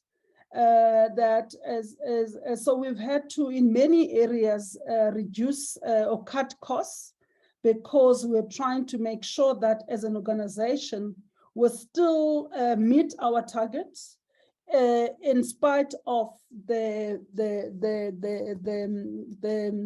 performance on the revenue side. Or put differently, on the fact that we have seen we still are recovering as an organization. So we've achieved about 86% of our targets. In some instances, these targets were exceeded, and the CEO's presentation will talk to some of those. And those are across the board in terms of our own plan. And as an entity, we also, Chair, there are some areas where we have not achieved our targets, and we'll speak to those as we do the presentation. And I would not take too much time, because mine is really to introduce the thing. Just on the audit side, Chairperson and honorable members, we also have an unqualified audit. Or audit opinion rather. There are some findings on compliance and performance information. We are concerned about this, and because when we compare with prior years with regard to performance information, we have this is the first time that this is happening, and it is a matter of concern to us. And one part of the thing that we, apart from just looking at our own audit action plans, management has had 2 workshops so far for root cause analysis, and so that the audit action plans have been developed. But on the performance side, Chair, there is a performance improvement plan that the organization has, but what we've also now instituted is to institutionalize management of performance in all our committees. So the committee chairs, as they sit here, they do have a responsibility, Chair, of ensuring that there is a performance improvement in terms of what the committee deals with. And this is work that we started doing. We haven't necessarily seen the fruits of this yet, but as it happens, Honorable Chairperson, is that we are laying the foundation for better reporting, or rather improved reporting, improved performance, and if not exceeding our targets. So Chairperson, just the last issue I would like to comment on, that you mentioned in your comments, in your earlier comments at the beginning, and again, I think this issue remains the issue of wildlife crime, and specifically the issues around rhino poaching. It is an issue for us, and we want to, and we would have wanted, Chair, unfortunately, or maybe and we understood why the committee could not come to Kruger National Park for an oversight visit on this issue. We could have shared a little bit more about some of the initiatives that we are taking, and also some of the challenges that we're facing. And we do need to say upfront, Chairperson, that the issue of population decline, especially in the Kruger National Park population, cannot be stopped fully if we don't deal with the issue of wildlife crime or poaching. And I think this is a big issue that doesn't just require us as an entity, it requires the rest of government and other law enforcement agencies. But having said that, we want to say that in other parks, we've seen a growth of 6.2% of the population, which is, I'm now excluding the Kruger National Park. Although we still have a decline in Kruger National Park, and we're concerned about, and we're going to talk about how we can just share about what we've started doing as well. But this 6.2% is above the 4% growth rate target. So it means that they can still, and rhinos can still do well in areas where poaching is very low. So our biggest problem is as an entity, and I suppose as a country, is this issue of poaching. And we do need to deal with it decisively. And the board and management are working with other stakeholders and the department under the leadership of the ministry to make sure that this happens. And then just to note that we have, as part of this, Chair, and would welcome an opportunity to come and brief the committee, if the time so allowed, on we've adopted recently a rhino conservation strategy, which includes rhino management plans for the various parks, and that where the species occur. And we are now in the process of costing that. And we would like to come, and obviously, if it was possible for you to visit us in this regard, we would welcome this. And that, however, if not, we would want to give at an appropriate time where the committee has got the time and wants to dedicate this and a time to look at this issue, to come and brief you and share what's in our strategy and some of the initiatives that we are taking. And then lastly, Chair, as I move on, is that we had reported before on the issue of land claims. And this is an issue that has been on our radar screen. I must also add the part of our measures that we've put in place as well as the board is to also start looking at some of your resolutions and some of the things and getting and dealing with, as a now moving, starting from the upcoming board meeting, a standing item on what were the issues that were raised by the committee and what were the resolutions taken and how are we performing. So we are starting from the upcoming, we've got a board meeting on the 21st, Chair. And it is for the first time that we're going to be having as a standing item reporting on some of the work that this committee, this we're seeing is as an important thing for our accountability work, especially to this committee, as well as to just make sure that we exercise the necessary oversight and keep our eye on the ball in terms of feeding the committee or responding to some of your concerns or issues that you raise. So having said that, Chairperson, if you allow me, I'm going to request the acting CEO, Ms. Silo, to then take us through the presentation. Thank you very much, honorable members. Thank you, Chairperson, and also trying to respond to some of the issues and concerns that we raised. We know the work in progress. Can I hand over to the acting CEO to focus on those items that have been in red and yellow? Over to you, acting CEO. Yes, good morning, Honorable Chair. I'd like to recognize Minister and Deputy Minister, as well as the DG in absentia, and to greet all the honorable members present today, as well as the chairperson of SANParks and the members of the board of SANParks who are with us today.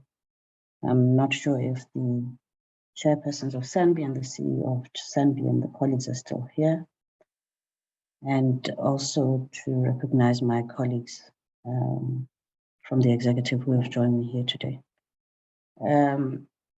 Honorable Chair, as per your request, we shall focus on the yellows and the reds, and I'd like to thank my board chairperson for that introduction that she made. You will find that it covers a lot of some of the issues that may have a hint of low performance, and some of them underperformance, but we will get to them slide by slide. I'd therefore request that we go to slide 7.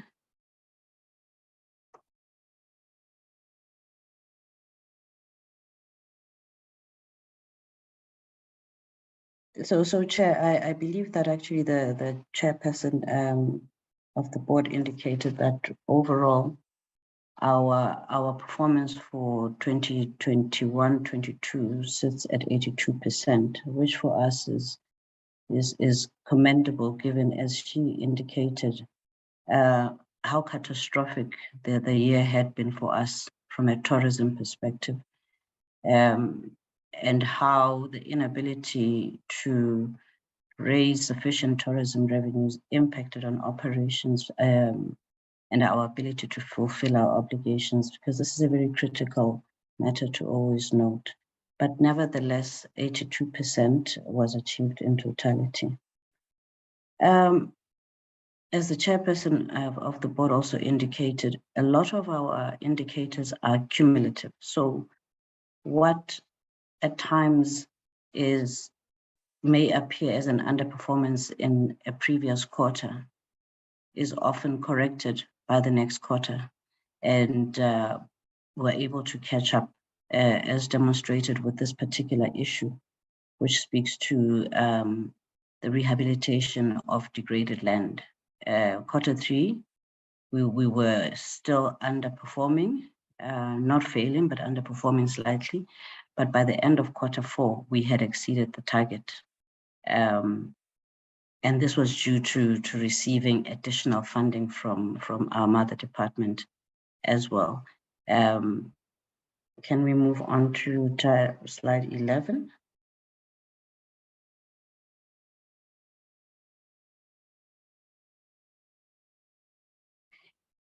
Chairperson, you have in your own introductory remarks, Honorable Chair and the chairperson of the board have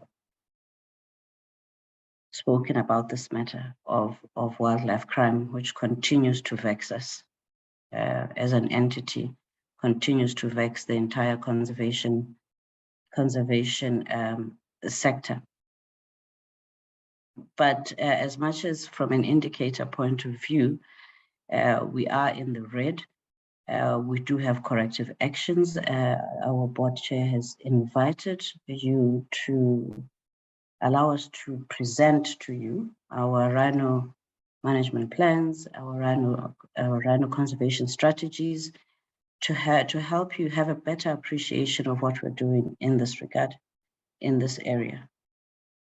It is a continuously difficult situation to manage, particularly in the Kruger, as much as in our other 5 parks that have rhino outside of the Kruger, we're seeing a growth. So Kruger National Park continues to be the center of poaching, of rhino poaching in sandparks. The next slide, which is slide 12, also speaks, it's a continuation of the issue of rhino poaching in KNP. We are talking about our corrective action there, which is very specific to the rhino conservation strategy. Honorable Chair and members, we do trust that we will have an opportunity to share this strategy in greater detail with you at a convenient time to yourselves outside of the normal portfolio committee, just so that we can have a very focused and detailed discussion in this matter. Slide number 13. Slide number 13 speaks to the delivery of animals to Nava National Park in Mozambique. As you may be aware, Honorable Chair and Honorable members, we rely greatly on the funding by Peace Parks to achieve this particular indicator in terms of the capturing and the actual physical movement, translocation of these animals. Unfortunately for us, Peace Parks, as with us, has had its own financial challenges, and they had reduced their initial commitment to us, financial commitment to us, and we were unable to achieve this this target as a result. You will note, even when we speak in the next the next briefing, that the issue about the Nava National Park is a matter that is that has to be resolved. As much as we bring a lot of goodwill to this particular project, there are some challenges, and we will discuss further when we come back to you to discuss this particular year 22-23, because this matter continues to impact into this new financial year. Slide 16, please.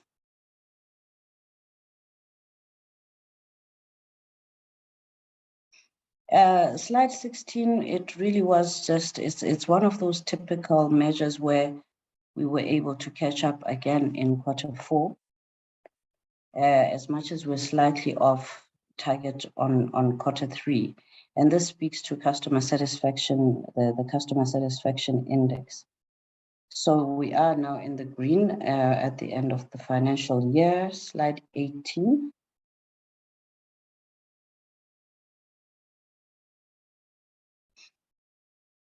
Slide 18 speaks to the number of diverse tourism products implemented in our parks, particularly to attract domestic visitors. As our chairperson of the board indicated, the attraction of South Africans to our parks is of critical importance, and there's also a key transformation element attached to this. This particular indicator speaks specifically to our public-private partnership program, which, as you can understand, is driven by investor interest. And we always believe, when we look at this unprecedented non-achievement of targets for this particular indicator, that this is a reflection that not only is the tourism industry limping along in terms of finding a point of recovery, but it also for us reflects that because the industry has been so badly affected, investor confidence has been also shaken. So as you can see, we had instances where we would advertise. So we advertised as per normal, but there have been instances where, and this hardly ever happens, where no bids were received for some of these projects. As you are aware, the chair and honorable members, we did have an investment summit in late March, and this is part of the process in which we are going to address the issue of investor confidence in the tourism industry, and to also ensure that there's an appreciation of the existence of these types of opportunities, business opportunities within our parks. Slide 24.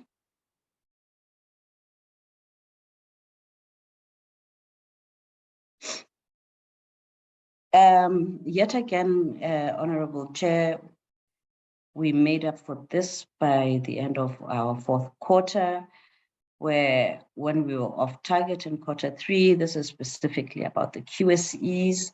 We run a lot of support initiatives, honorable members, regarding the procurement from QSEs and EMEs, particularly from around the communities around our parks. So when we were off target in Q3, we requested all divisions to put in a concerted effort to ensure that preferential procurement is implemented.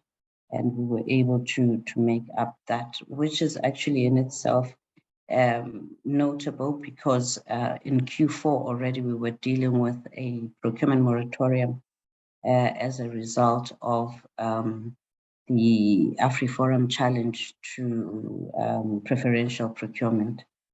But nevertheless, we did achieve that. Slide 26, which will be followed by slide 27 after I've spoken to 26. 26? Thank you. Honorable Chair, as I said, yet again, this one, we were also able to catch up because the implementation plan regarding integrated transformation in sandparks had not been approved in Q3 as had been planned. EXCO approved this in January, which is the beginning of Q4. And therefore we were able to catch up. Not only were we able to catch up, but even before the actual formal approval, we had begun initiatives to implement initiatives that speak to the transformation program. And as a result, by the time we had an approval in Q4, 86% of the plan was already implemented. And then 27.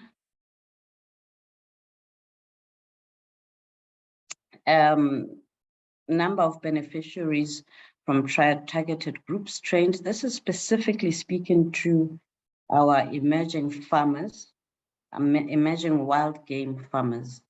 These are the farmers that we donate and sometimes sponsor with regards to game. We were off target. We were still trying to find our feet in Q3, having just emerged from COVID. And as you can appreciate, the fact that this is not the type of training that could have been done virtually, but by Q4, we were able to exceed that target, honorable members. 36.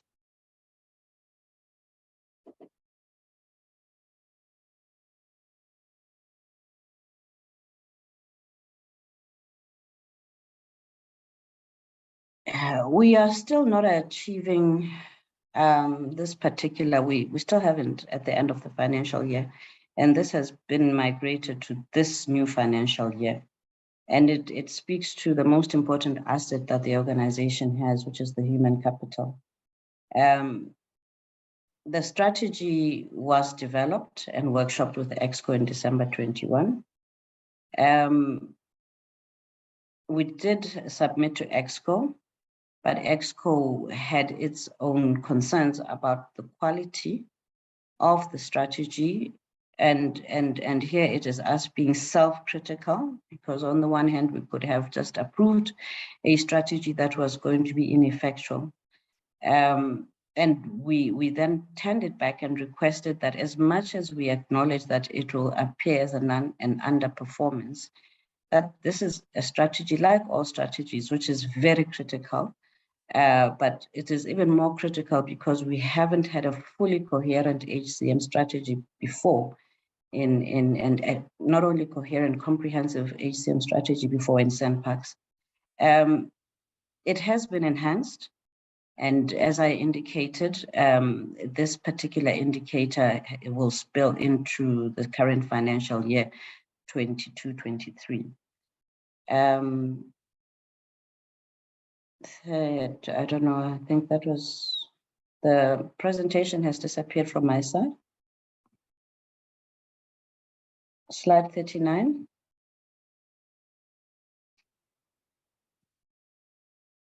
The presentation has disappeared from my side. It's not only yourself, even ourselves. Okay, that's fine. I'll just use my own slide then, if you can still see it. Even ourselves can't see anything. You can't see anything? Mm-hmm. It was being driven by the co-host. Ms. Bongo? I can share mine, Acting CEO, if you don't mind. Okay, please do that and just move quickly to slide 39.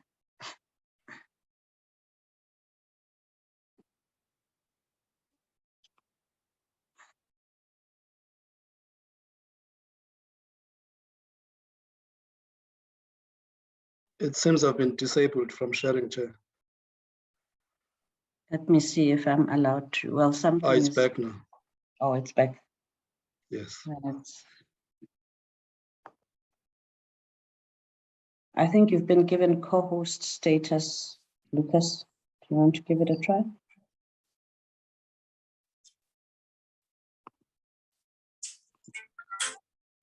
Because I'm also disabled from my side. Sure, so Lucas.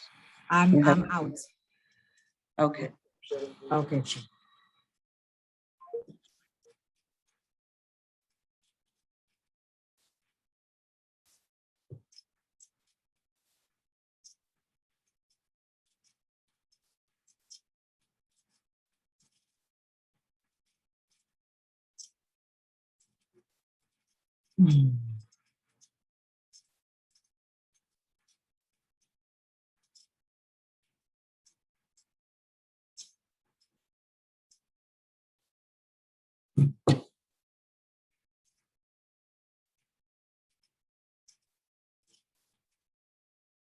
Can you see Acting CEO?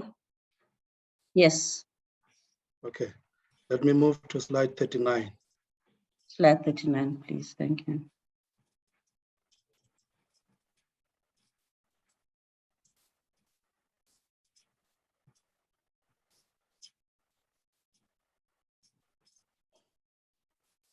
I'm on slide 39 now. Thank you.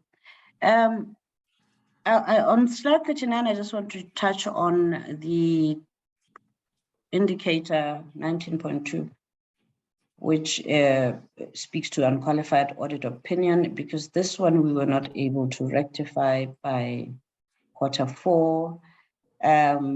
Well, firstly, it is not cumulative. So that underperformance speaks specifically to Q4. Our target for Q4 in terms of implementing corrective actions pertaining to audit findings, we had 71% out of 80%, 80% being our target. We will complete the outstanding 2 corrective actions, and we already have in this financial year. And these had to do with the BEE, our BEE level.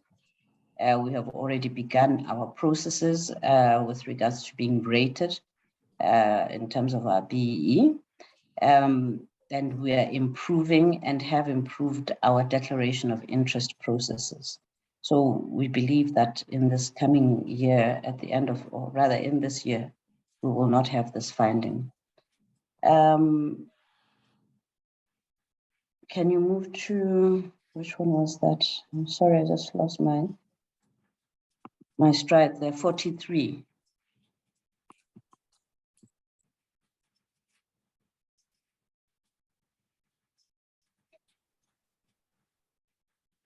The Chair, Honorable Chair and Honorable Members, as you know that annually we have what we call a National Sandparks Week, where we have this free access for all South Africans to our parks. It is a very popular program.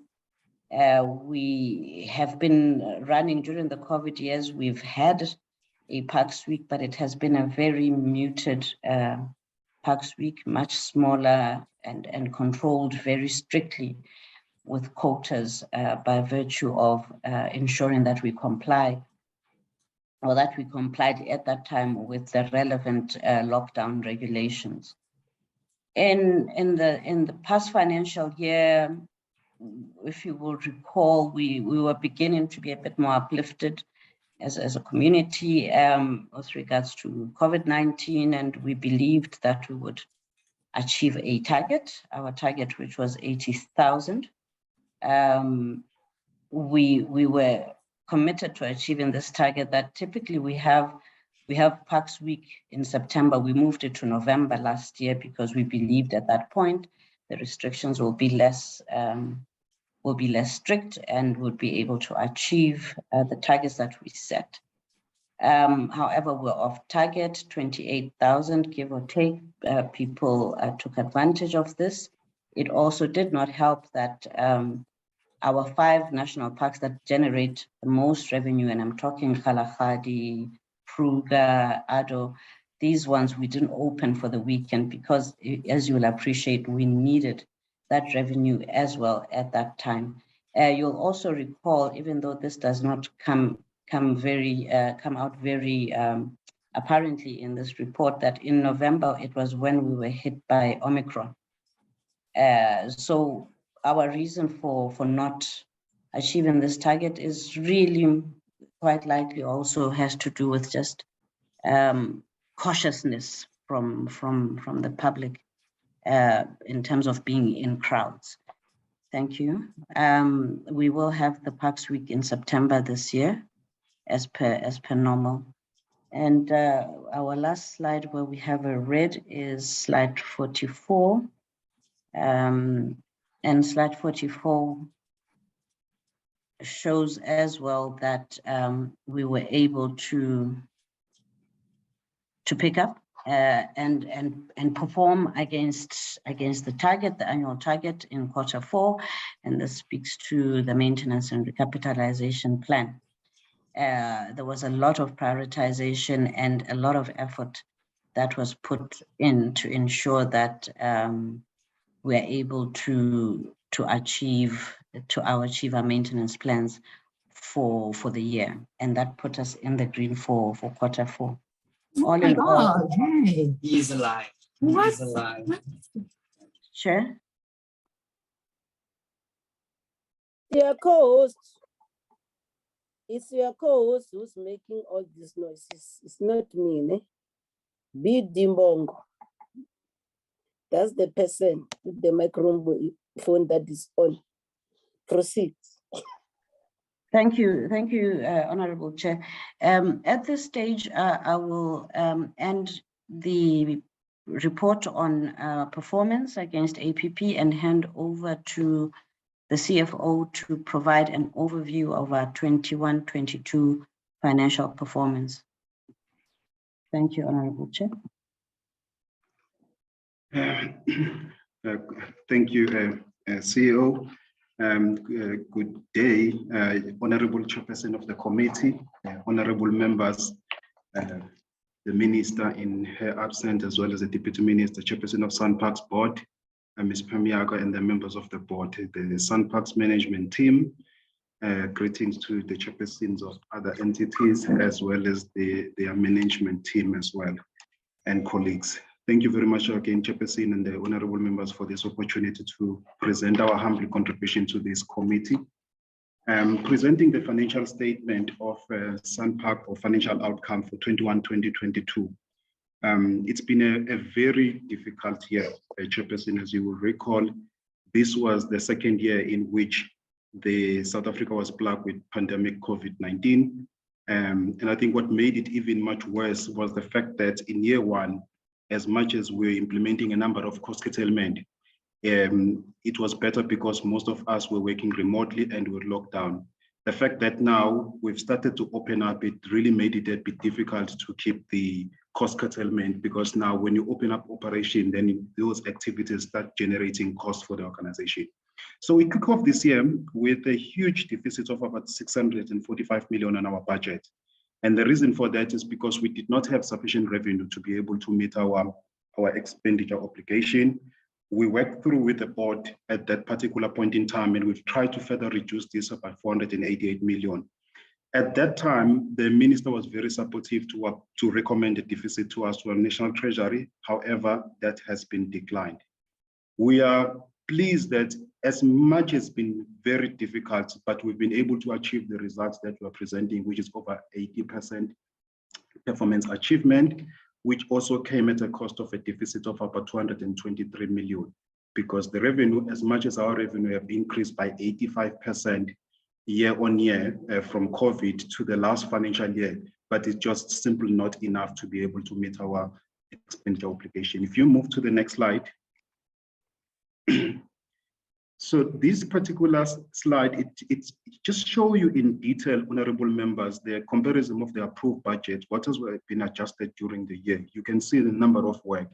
You will notice that the final budget does not have a deficit of 488 million. It's because we had to reduce our budget in order to be in line with PFMA Section 53 to make sure that we budget for a break even.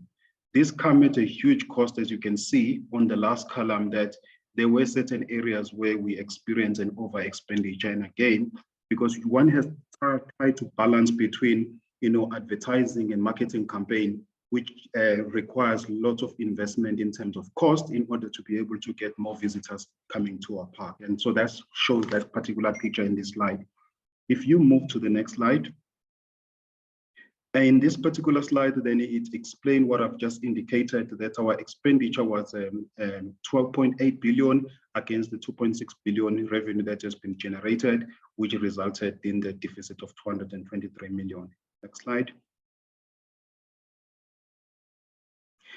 This is the statement of financial performance, formerly known as an income statement. What is interesting in this particular slide, you will see that the revenue that has been generated by the organization has actually grew from 944 million to 1.7 billion, which is a huge jump. This has been supported by the fact that our visitors have actually grown from 1.9 million 2 years ago to about 3.4. As you can see, that was quite a very good recovery. The only difference why our revenue remained depressed is the fact that we've been supported by a domestic market. Now, the difference is that as much as we appreciate the domestic market supporting SANParks, but the amount of revenue is much less, because we are trying to be cheaper to the locals so that we can encourage them to come to our parks. Where else the international, we charge them probably 2 times and 3 times, depending on which park, in order to be able to generate more money. So that's the difference. And you will see that also on the ground, where in 2 years ago we'd received financial assistance, there were no financial assistance that was actually received by the entity. So we had to make use of our own internal resources to be able to meet our present obligation. The expenditure hasn't grown much as compared to the previous year, which is about 12%. But revenue year on year has actually grew about 4%. As you can see, that the difference is that there's less grant in the current financial year or the year under review, whereas there was more in the previous financial year. But that's the result of the organization. So quite pleased that at least from the revenue point of view, we've been able to increase. We still remain concerned as a leadership of this organization, including the board, about the funding of the conservation. And we believe that perhaps this committee can help us so that this discussion can be on the table, that as much as the organization is trying to generate revenue through tourism operation. But we believe that there's a role that the state can play in making sure that the conservation mandates of the organization remain fully funded so that we can continue to do what we're doing for the South African. This slide also explains what I've just indicated, but it's been shown in a graphical format. What's the difference between the revenue exchange? As we can see, it's now sitting at 59%, and revenue from grant is actually sitting at 35%, while other operating incomes, they represent about 2% of the total income received for that particular year. Next slide. So the financial statement also shows you the different component of income that is generated by the organization. As you can see, that tourism is about 50% of what has been generated. Conservation followed by conservation. Under normal circumstances, you will have conservation be more, because this is where international tourists pay more fee to be able to support the conservation, and it has actually switched around because of the impact. If you're looking even at the current result, we still don't see quite a good uptake of international tourists coming to South Africa in particular, especially into our park, and it's something that we are currently working on as an organization. Next slide. So in this slide, it shows expenditure. As you can see, we've actually spent about 2.8 billion, up from 2.5 billion in the previous financial year. And I've indicated that the reason why there's a difference is because the other year we were in lockdown and there were less activities as compared to the time where now we've actually opened. So the employee costs still remain our biggest line item within the organization. We are pleased to indicate that it's usually above 50%, but as you can see, it's actually dropped below about 48% at this particular point in time, and mainly because we've been unable to fill most of the vacancies in the organization. It's followed by the operating expenditure, which is required to run our parks, which is at 47%. So that's the biggest component of our expenditure within the organization at SunPark. Next slide. So this is our balance sheet, statement of financial performance. As you can see that in many components, our assets have actually dropped from 5.5 billion to about 5.1. And the main impact of that is really a reduction in our cash resources. Cash is very much linked to the revenue that you generate. If you're unable to generate more revenue, then your cash flow will actually drop as much as you can see. We've been managing our liabilities quite adequately. As you can see, they've actually dropped from 1.4 billion to about 1.2. And you can see that even in non-current liabilities, the biggest component there is employee obligation, which including post-retirement medical aid, but that relatively remain flat over the next 2 years. The organization is still remain currently in liquid. As you can see that our net asset actually, which means that our assets are actually higher than the liabilities that we have. So we remain very much liquid. Next slide. So let's provide the explanation that I've just made. Next slide. This is the cash flow statement, honorable members. You can see that the cash that has been generated by the organization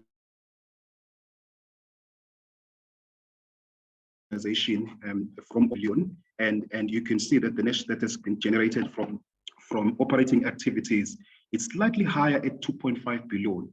And as a result, that having an impact of having a negative net cash flow from operating activities.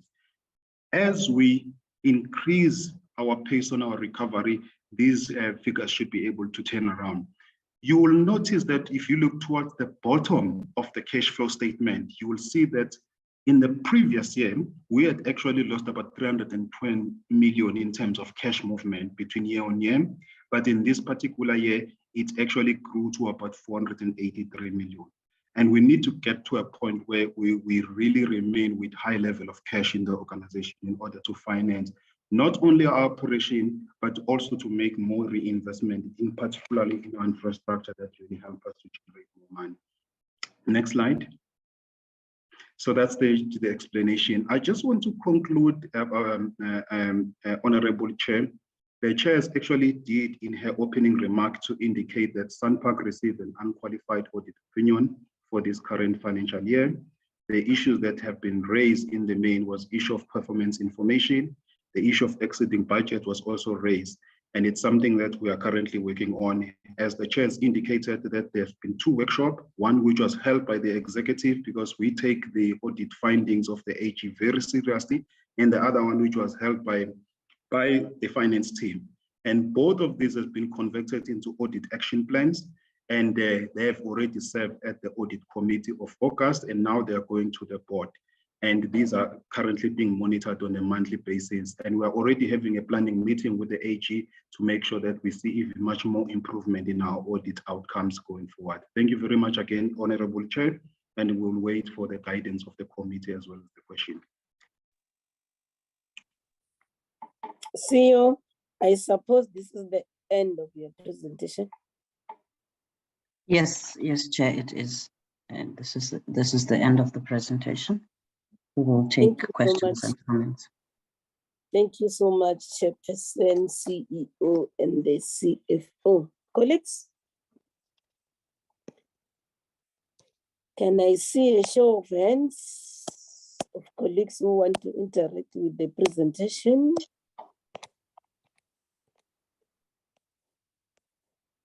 You can mute your microphone in the meantime, CEO. Thank you.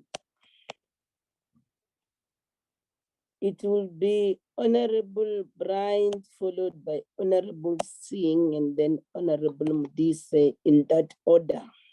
Over to you, Honorable Bryant. Thank you very much, Chairperson, and thank you for the presentations.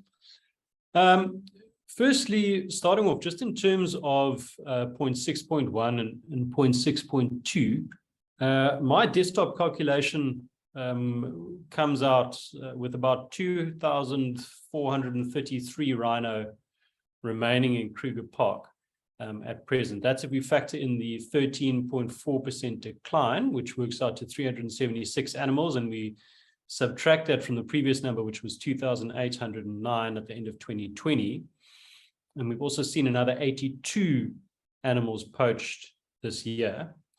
Is it possible to confirm whether that number is accurate, 2,433 rhinos remaining? And if not, what is the current number of rhino remaining in Kruger National Park? And also, at what point does the rhino population actually become functionally extinct? Is there a number that we get to within Kruger where we would state that that animal is functionally extinct? The integrity testing, i.e. the polygraph testing, this is a long outstanding matter, and it's something which we've raised on numerous occasions. Is polygraph testing taking place? Is it still entirely voluntary? Is it being carried out amongst a variety of different members of staff, including those in high-ranking positions and also people slightly lower down on pay scale? Can we just have some more information in terms of that? And if it is taking place, what are the results?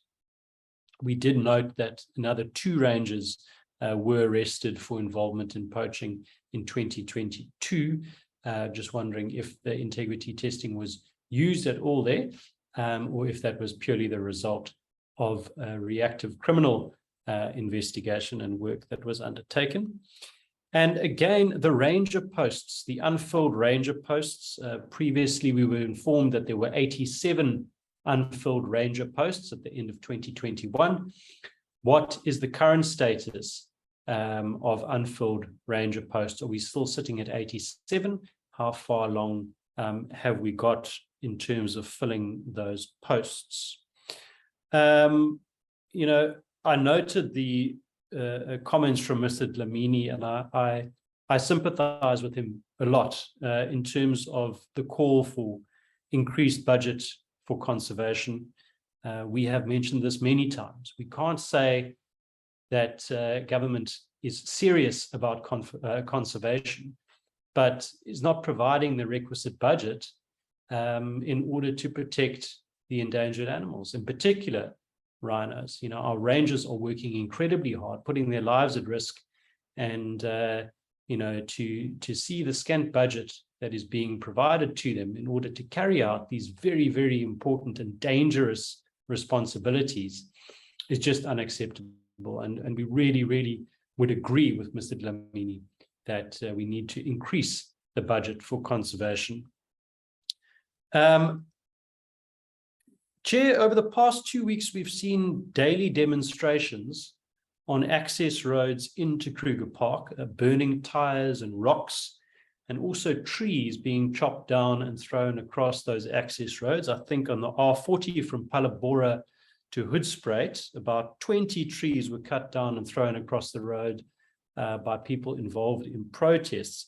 I just want to know if Kruger National Park is working with any of the enforcement authorities or local intelligence to find out more about this and to address it, because that is obviously a huge issue for those accessing the park, for tourism, as well as the sustainability and the finances of the park in terms of having more people visit.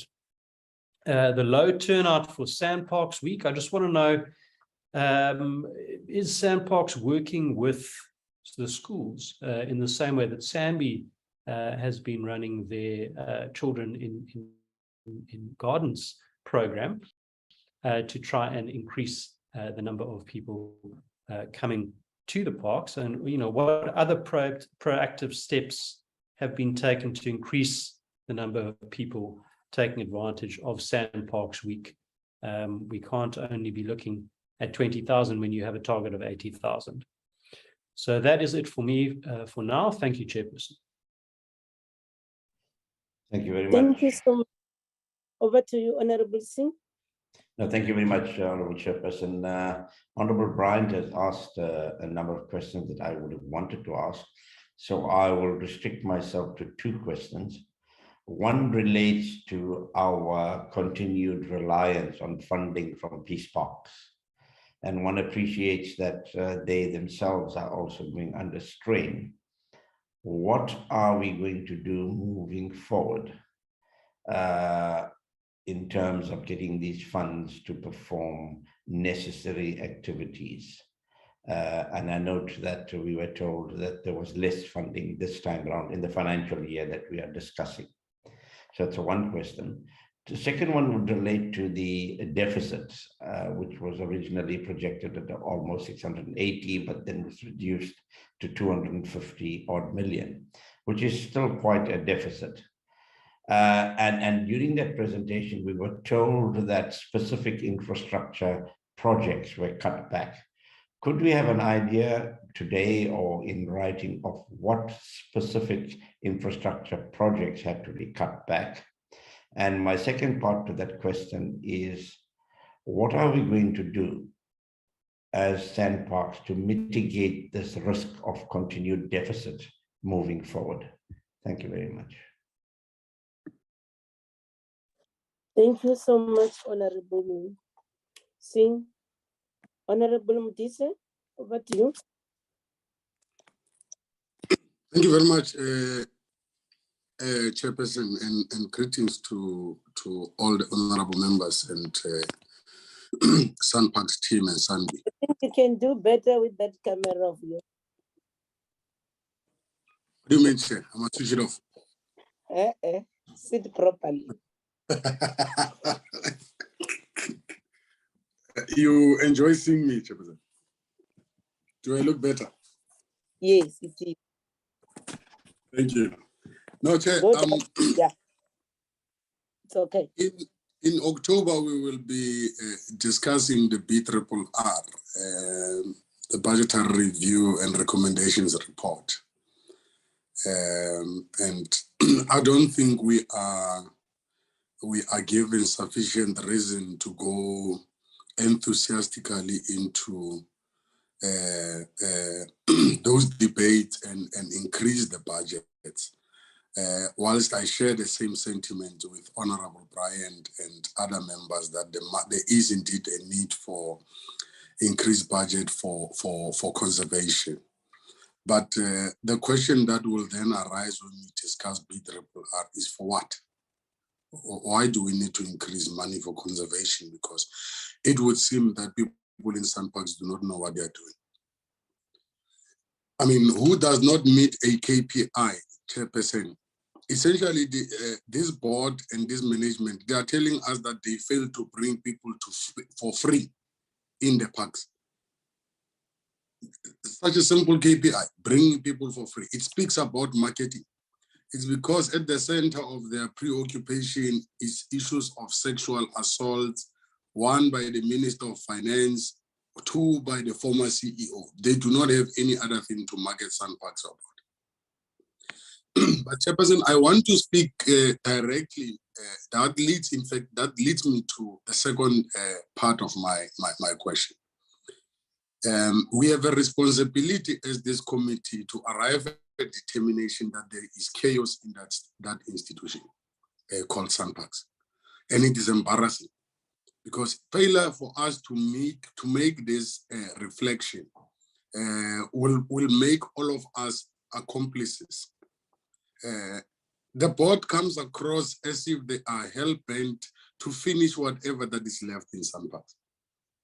They are not inspiring confidence at all. The 2021 APP and all the indicators are red. Everything else that has been presented here by the acting CEO is just red. It is unacceptable. And this can only be attributed to lack of strategic management. If you had a strategic management in that institution, you will not be having what we're interfacing with today. That CEO that they fired there, in fact, in my view, he was doing exceptionally well.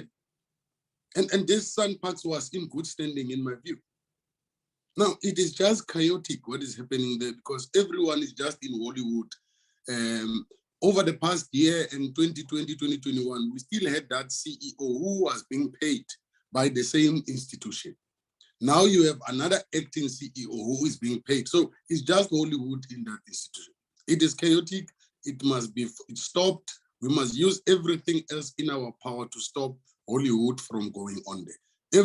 Everyone can't just be acting in that institution. So they come across as if they are hell-bent to finish everything else that is left of SANParks, Chairperson. So you have now this Kruger, you can't interface with anything that is conservation related or that speaks about the good integrity or image about the Kruger National Parks and SANParks in general. The very least you can do is to get the rangers who are being shot. You can get people who are being accused of sexual assaults and sexual harassment and all of that. And this is taxpayer money we're talking about. The CFO has the audacity to come and tell us here and the team that no, we must increase their money for conservation. I am not convinced. How do you continue? You know very well that that former CEO, for instance, he's continuing to litigate. But you are now, we are told now you are appointing, you are ready, you have advertised the position of the CEO. What if you advertise and fill that position and it happens that the courts of this country arrives at a different determination insofar as the issues of that CEO are concerned? Why, what is the rush? What exactly is happening in that institution? And perhaps it's time we must make a strong recommendation. If it means the minister is not as serious as we are with the deputy minister about the activities of this board and the management, we must take it upon ourselves to go and meet them. Because what is happening there, I really fail to understand what it is. And we cannot be proud. This is not something to write home about. It's something that you can tell the people that you are a public representatives and SANParks falls squarely within our jurisdiction. So I think the board there and the management must pull up their socks, Chairperson. Thank you very much. Thank you so much, Honorable Mudisa. Did I miss another hand? Honorable Singh, it's a historical hand, I suppose. Sorry, yes, legacy hand. Sorry, I'll put it down. Thank you. We, Chairperson and CEO, we recently held, over the weekend, we were busy with public hearings here in Limpopo.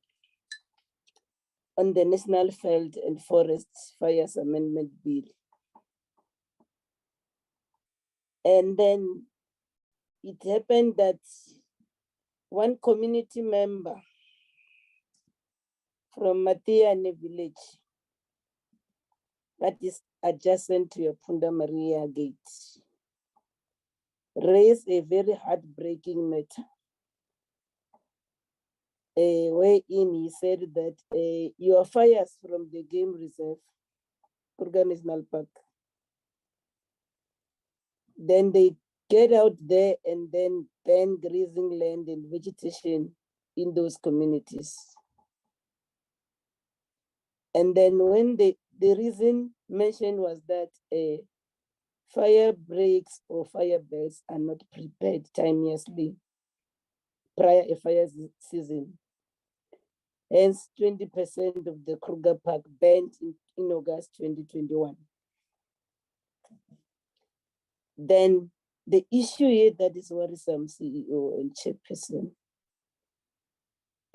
your perceived non-compliance is threatening the livelihoods of farmers and community closer to the park.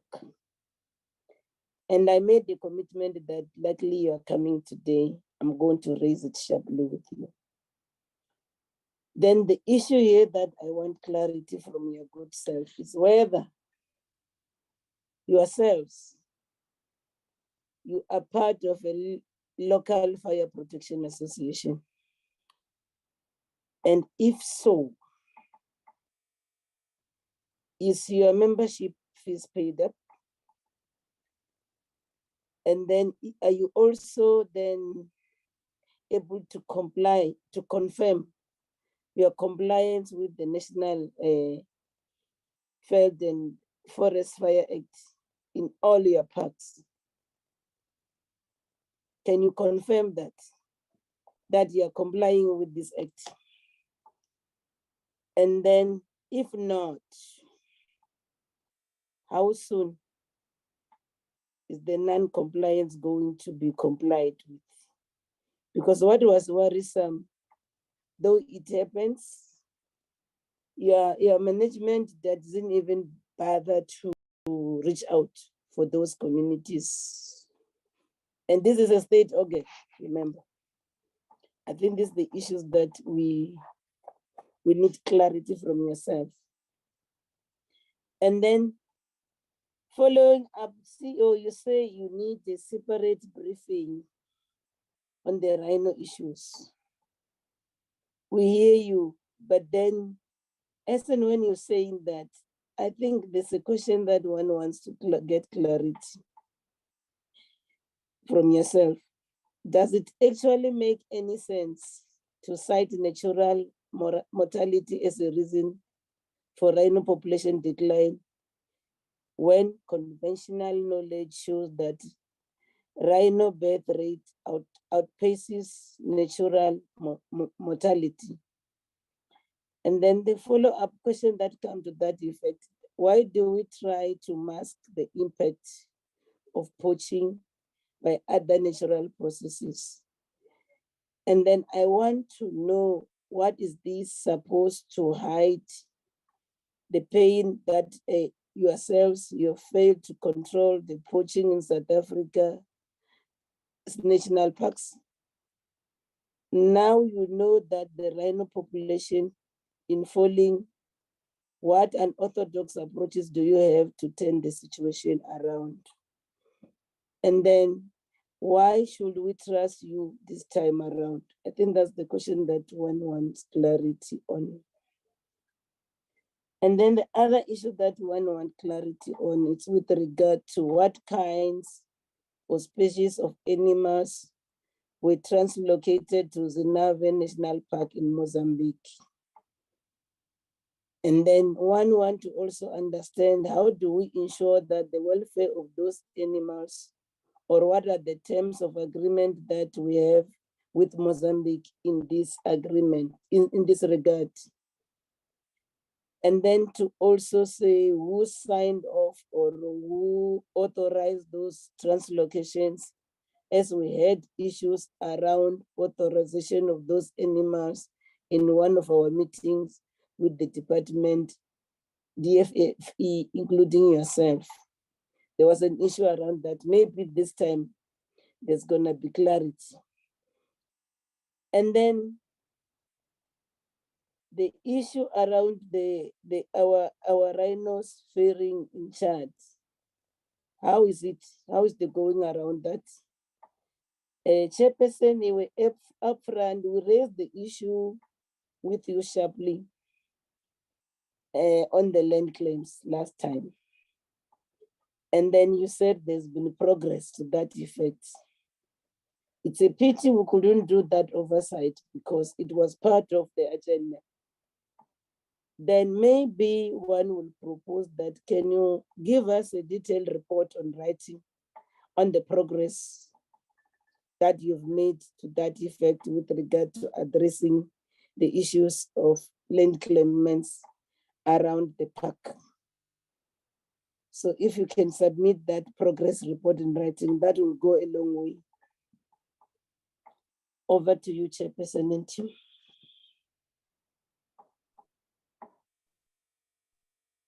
Thank you very much, Chairperson and members for those questions. I'm going to ask my colleagues, the acting CEO and other colleagues to respond to the question, and then I will then pick up some of the questions relating, especially relating to the issue of the CEO later on. So I'll come back, Honorable Chair, last. Thank you.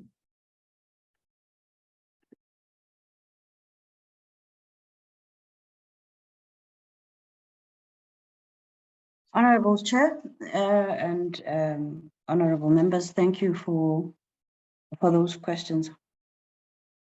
I will request my colleagues to also address or assist me in addressing these questions. Just to make a tally of the questions I have down on paper is, first question was regarding the number of rhino remaining in Kruger as per Honorable Member Bryant, who was estimating that there is 2,432 rhino. That will be taken by our Managing Executive of Conservation Services, Dr. Tsiba. I will take the issue of the ranger posts in Kruger. There was a question on Sandparks Week and matters to do with children and what programs we have. I will take that as well. The other question was with regards to the public protest around the Kruger and the closing of access roads, Honorable Member. That will be taken by both myself and the COO.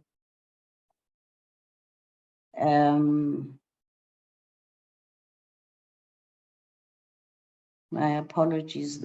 This would then be related to the question to do with integrity testing. I'm not sure where I put it. The COO will take integrity testing. CEO? Yes, ma'am. If we are to do that, we're gonna stay here the whole day.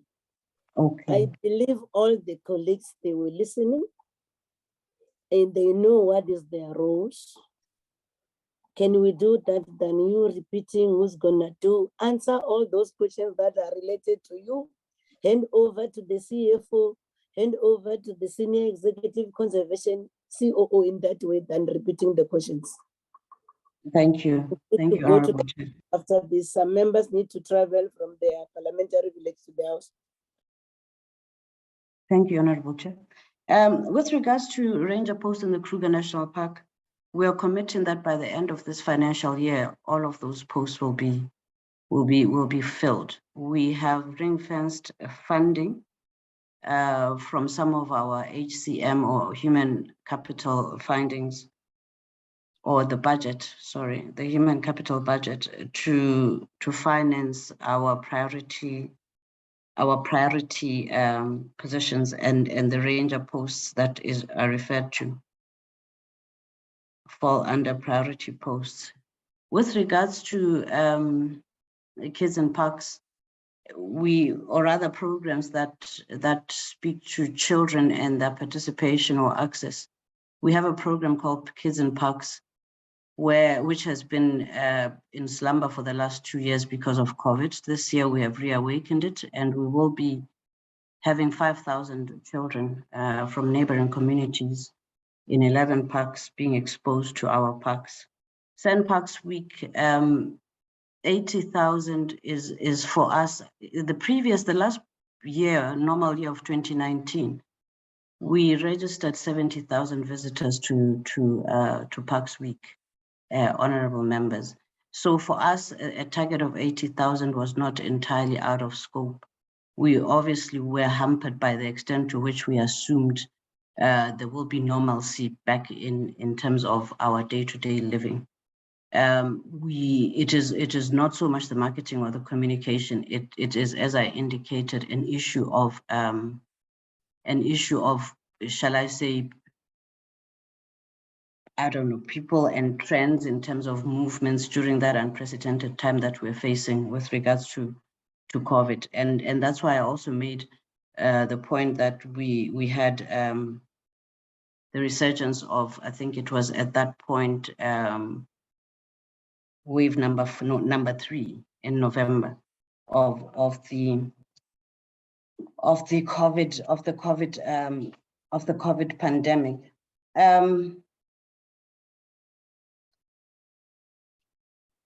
With regards to Honorable Modise, maybe I failed to indicate at the beginning that I will just focus on the reds. We registered at an 82% performance rating. So Honorable, with all due respect, it was not all red. I just happened to focus on the reds in the interest of time. Can I come to his rescue before he comes to you? Yes. I'm the one that I said focus on the reds. Yes, Chair. Your performance is known. I don't think Mr. Modise said that, but he's raising issues that are contributing to your rights. Yes, Chair. Sure. Noted, Honorable Chair. On the issue of fire protection and fire management in the Kruger National Park, we will submit a formal report. There is quite a few technical questions that you asked the Honorable Chair. Please allow us to report to you formally. And with regards to intelligence with communities and road closures, I know that our law enforcement agencies in the Kruger are very active in the community. They come from those communities. There are times when we do have alert notices early on with regards to a road closure. Usually by the previous evening, there is awareness. And when necessary, we alert tourists and staff as early as possible to avoid certain road closures.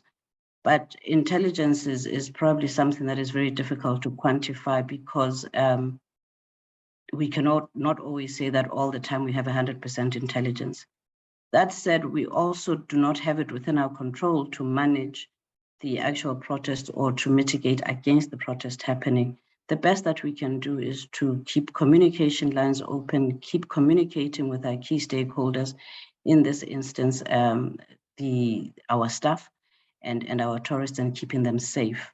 Even as we speak this morning, I did receive another notification very early of another road closure. And this has been happening, as you may know, honorable members, for the last week and a half, literally daily road closures and protests. the COO will speak at length about the issue of integrity testing. I think that from my side, that is as much as I will cover, or I also need to note, Honorable Chair, the land claims detailed report that you have requested. So we owe you 2 detailed reports, Honorable Chair, that is the issue of KNP fires and the land claims progress. Those will be submitted in good time, Honorable Chair. I will now hand over to Dr. Ziba to speak to us about the issue of rhinos. Thank you.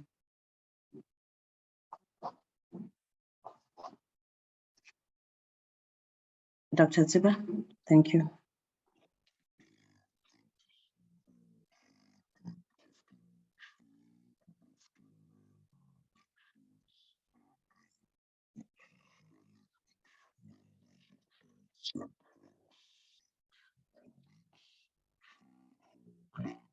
Are you unmuted, Dr. Ziba?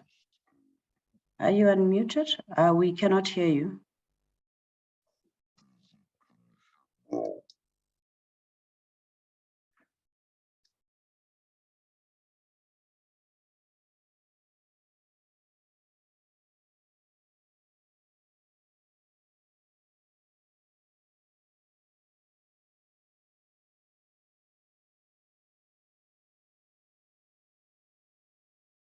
Dr. Ziba, I don't believe I'm the only one who can hear you. We'll give you. No, we can't. We can't. He has to unmute, I would imagine. Okay. Maybe through your chair, we could send him a message that he might probably, the only explanation for me logically, if he's unmuted, would then be that his computer's volume is off. Can we get the next person while you are communicating that information so that the other colleague can be read? COO, there are matters that we've raised, simple, straightforward things that the CEO cannot understand, cannot respond to. And these are basic. Are you a member of the Fire Protection Association? These are the things that I expect the COO to respond to as well while dealing with the other matters.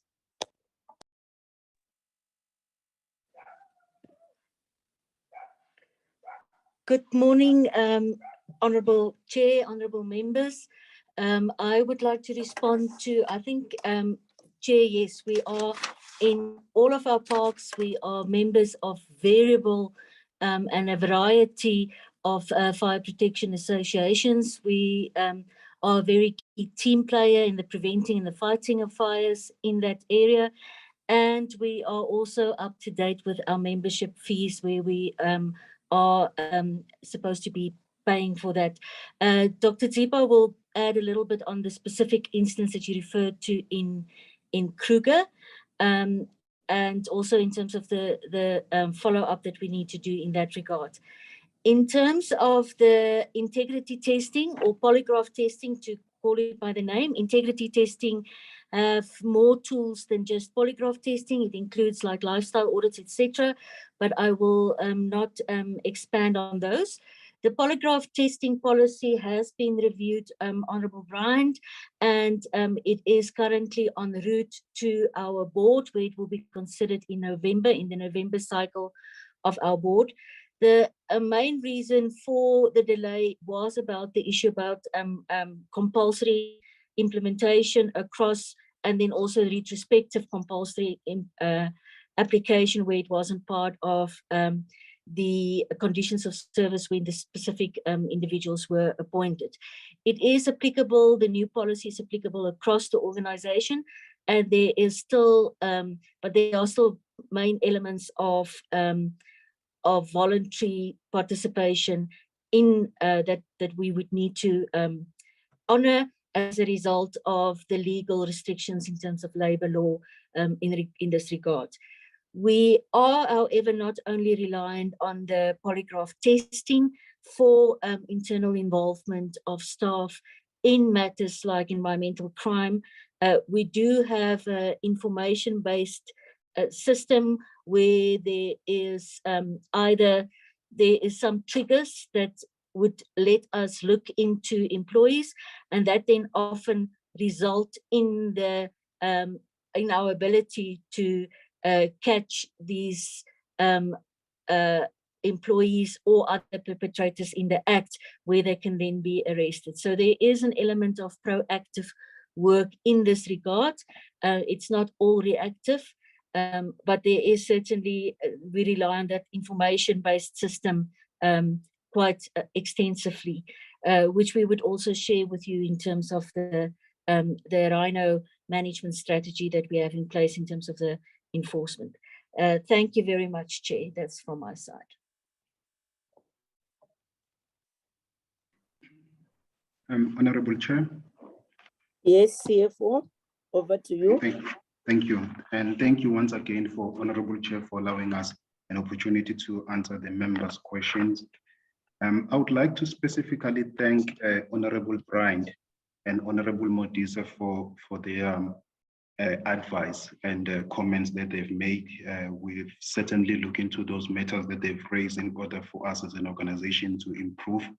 We remain gratitude with the wisdom of the committee, which they provide guidance to us from time to time. We appreciate it.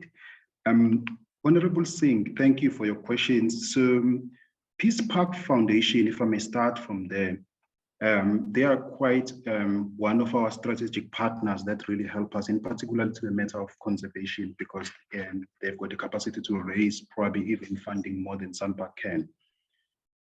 During the past financial year, we received 20.4 million from them, but they are not the only source of funding that where we actually source fundraising money, but we actually have a number of strategic partners. In the last financial year, we have been able to fundraise about 132 million for the entire year because of the fundraising effort within the organization and the strategy that was approved by the board. And out of the entire 132 million, only 20.4 really came through Peace Park. Then the deficit, we are quite very concerned about the deficit. And what makes us concerned is the fact that it has actually grown from year on year. But we know that mainly the reason for the deficit was the pandemic. I mean, if you look at history of SANParks, this organization was turning over 300 million in 2004. And we have actually moved to 3.2 billion pre-COVID. That shows you how much this organization has grown, and it has actually turned around revenue to the point of about 70 to 80%, which is unlikely that you'll find any Schedule 3A public entity have such a performance. So we have sort of become self-sustainable in a way, but it's something that is really not sustainable, and that's why we're having this particular conversation. With regard to the question that you asked about infrastructure program, they were not necessarily reduced, but what happened is that they were actually repurposed.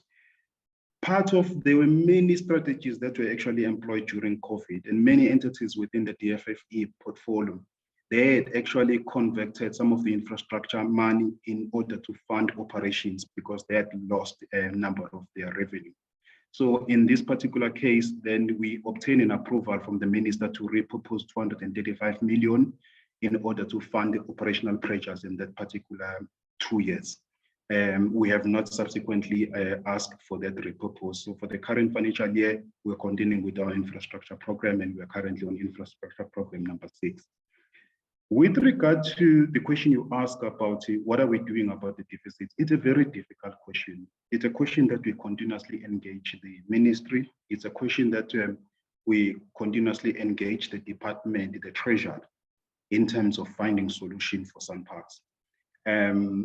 It's very difficult, it's particularly on cost curtailment, because there's two sides of the coin. One is the revenue, and revenue you can control it to an extent, but if people don't want to come to the park, there's little that you can do because of the impact of the petrol price, the fuel, the rand-dollar exchange, and the fact that people have to make decisions to come to the country. But if you look at those two line items which I've presented, which is people cost as well as the operating cost. The first one, it accounts for about 48% of the cost. And the second one accounts for 47%. So for us, an entity to continue implementing cost curtailment, it will mean two things. One, is that on the operating cost, we've already slashed those costs about more than 400 million in the last 2 years.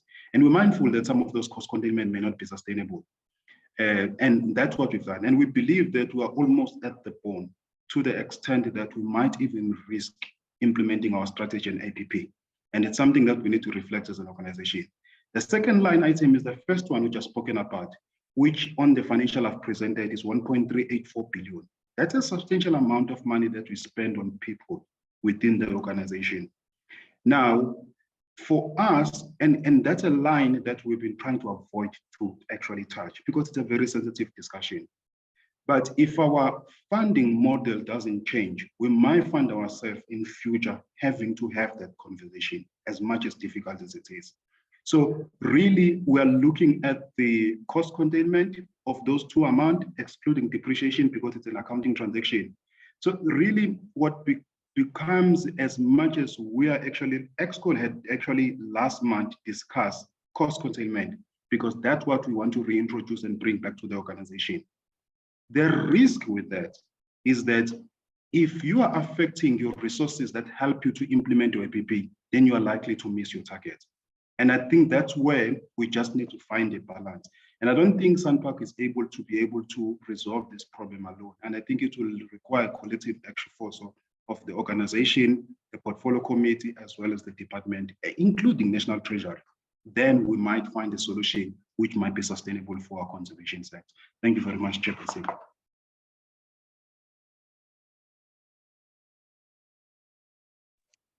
Is Dr. Ziba ready? Yes, Chair, I'm ready. Proceed. Can you hear me? Yes, we can. Thank you very much, Chair. Yes, thank you very much, Chair. Apologies. I have a problem with the audio in my computer and I've connected via my phone. I wanted to address, Chair, a couple of questions related to Rhino, starting with a question raised by Honorable Bryant. The number of rhino in Kruger is 2,458, and that's combining 2,250 white rhino and 208 black rhino. And the question around whether the population or when the population will be functionally extinct, I think is a question that we think is perhaps at this stage relatively far off. Perhaps to define a population as functionally extinct, basically a species has basically or would have to be reduced to the point where it no longer plays a significant role in ecosystem function, or when a species is no longer or a population is no longer viable. That is, the individuals are no longer able to reproduce, or the population of breeding individuals is so small that basically the population is not able to sustain itself. I don't think we can say this about the Kruger population. And also when we look at the populations in the other rhino parks, which collectively started in the range of about 60 or so black rhino and about 100 or so white rhino, and they have grown to basically a point where now, collectively, we're looking at over 500, over 600, rhino in the other 6 rhino parks. When we introduce rhino, our assessment suggests that in order to have a viable breeding population, depending on the size of land, one needs about 20 animals. And so at over 2,200, the Kruger population, in our view, is far from being functionally extinct. However, we do acknowledge that there are risks, and in the past we have undertaken studies to look at the impact of the risks that the population faces, and those risks basically, include mainly or are mainly risk associated with poaching.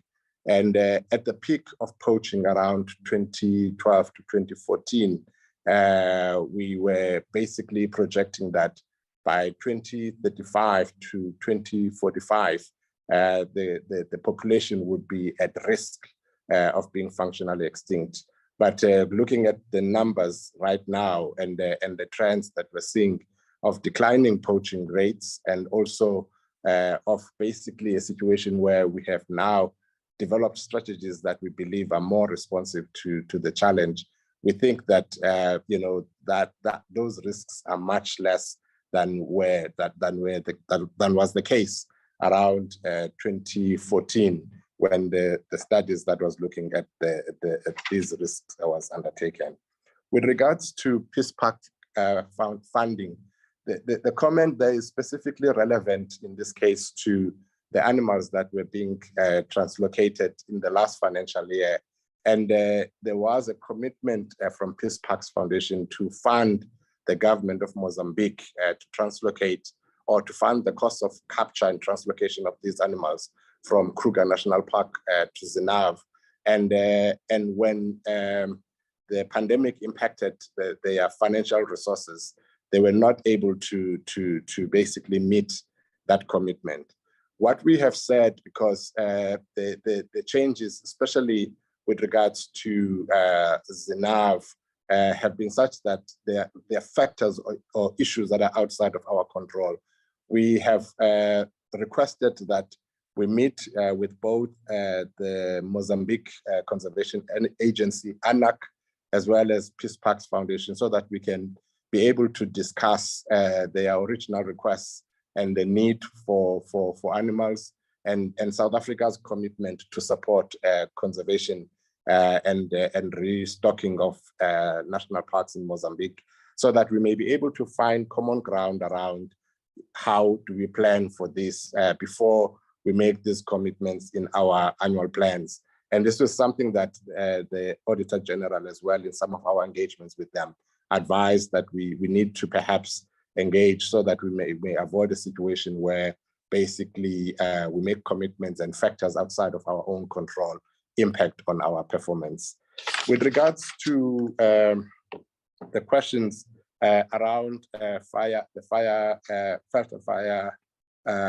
Act, what we want to indicate, Chair, is that all our national parks are compliant with the Act, and all our national parks are members of local fire protection associations.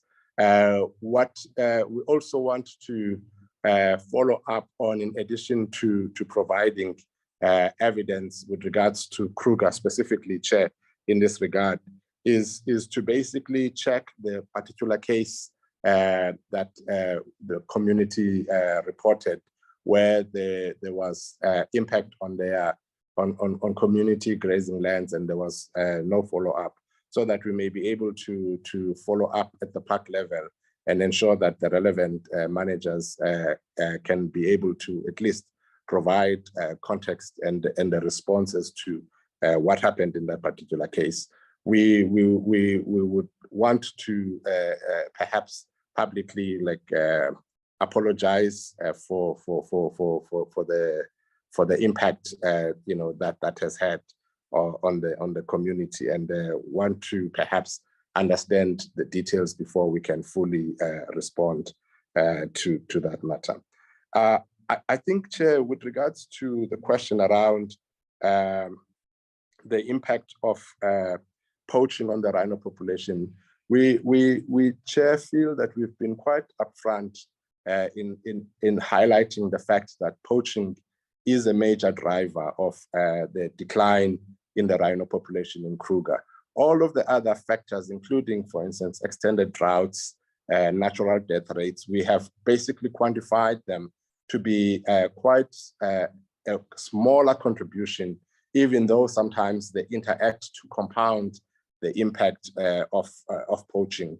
For an example, in the 2015 to 2016 extended drought, what we saw was that all of the populations of animals in Kruger, basically their birth rates declined as animals lost condition.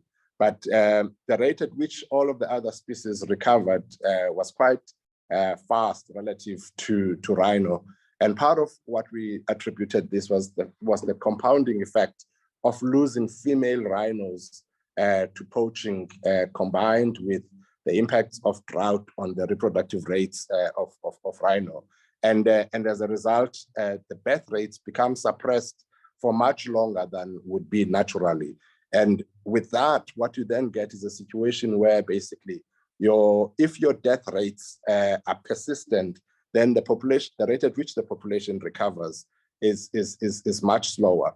But Chair, we can state again here, in this meeting, that unless we are able to stop poaching in Kruger National Park in particular, it's going to be very difficult for us to see, or to stop or to halt the decline in the population. What we are now doing in response to your other question, Chair, about what are we doing to turn this around, is that we've developed a strategy and we've developed a very specific management plan, rhino management plan for Kruger in response to the conservation strategy, which basically stipulates strategies that we are implementing in order to be able to turn around this situation. And these strategies include the security interventions, but also they include enhanced zoning of the park in order to identify areas that need to be where we need to put a lot of our efforts to basically protect rhino. And these are areas we call rhino zones. And secondly, Chair, what we see, is that in addition to these interventions, we have also looked at opportunities for us to acquire land. And in our revision of the land inclusion plan, we are now including opportunities for buying land that is suitable for expanding opportunities to basically introduce rhino, either from parks or from other parks and Kruger into those areas. For instance, if you look at our rhino population in the other parks, it's been growing at about 5% per annum for the last 4 or 5 years. And we know that we are starting to see the slowing of the growth rate in that population, in the other parks, because of the increase in the number of bulls in the population. And so now we're needing to selectively take out bulls from the population, but we need land in order to be able to introduce these in the wild still. And these are factors that, Chair, impact on our ability to basically continue to grow the population in the other parks while minimizing the impact of poaching in Kruger and creating opportunities for us to enhance the population that we're managing. The last points, Chair, relate to the translocation of animals to ZINAV. I request that we submit the list, Chair, of species that were translocated to ZINAV, but they include mainly zebra, wildebeest, and other plains game. And this year we had planned to translocate giraffe to ZINAV until they basically requested certain permits, which we were not able to meet at the time of request. The agreement is in place, Chair, and we also perhaps could also request that we make this, any formal documentation regarding the approval of the translocations available to the portfolio committee in writing, so that we can be able to provide this information accurately, Chair. Everything has been done, I can assure members, according to book. Approvals were sought, and the necessary permits were sought for the translocations. The last point, Chair, which you raised, was the issue of the rhinos that were translocated to Chad. Chair, we translocated, I think in 2019, about 6 black rhino to Chad. Unfortunately, those animals were, 4 of those 6 animals died. And basically, when we did an investigation, the investigation showed that the animals died due to largely malnutrition. the malnutrition was not quite evident, but it would seem like it was malnutrition of specific micronutrients, specifically nutrients such as selenium, which were apparently deficient in the soils. So although the vegetation looked good and the animals looked well, but the uptake of certain nutrients in the vegetation was relatively low, and so progressively they began to suffer consequences of this. For instance, we had video and photo footage of animals that were eating, of black rhino, which are browsers, eating grass, which is usually a behavior that you see in animals when they have a particular nutrient deficiency. And the stomach contents of the animals also showed that they were not feeding strictly on browse as they should. And this is something that has impacted the success of that project. The government of Chad, together with partners, have approached SANParks about further animals to perhaps now put back, now that they have learned over the last 3 years or so, how to care for the 2 remaining females. I think it's 2 remaining males. I need to double check that they want to now introduce some breeding, animals so that they have a breeding population. We've basically said that we want to engage with specialists and engage in these discussions cautiously, given the experience that we had previously. And we've also recommended that they consider also other options, including buying from the private sector as a way of restarting a viable breeding population. So, Chair, it's still too early to report on the future with regards to that specific population, but it was an amazing project to be involved in, but unfortunately it suffered major setbacks because of inexperience on the ground, particularly with regards to some of the issues that were identified as major drivers or causes of the deaths of the 4 animals. Thank you very much, Chair. I will end there.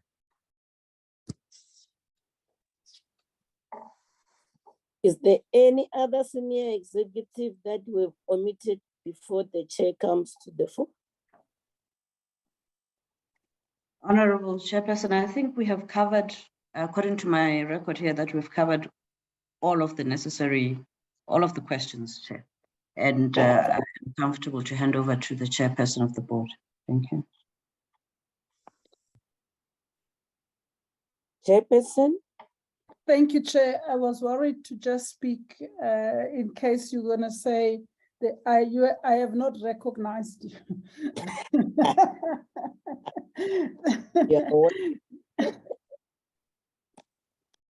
Thank you, Chairperson and honorable members. It's always a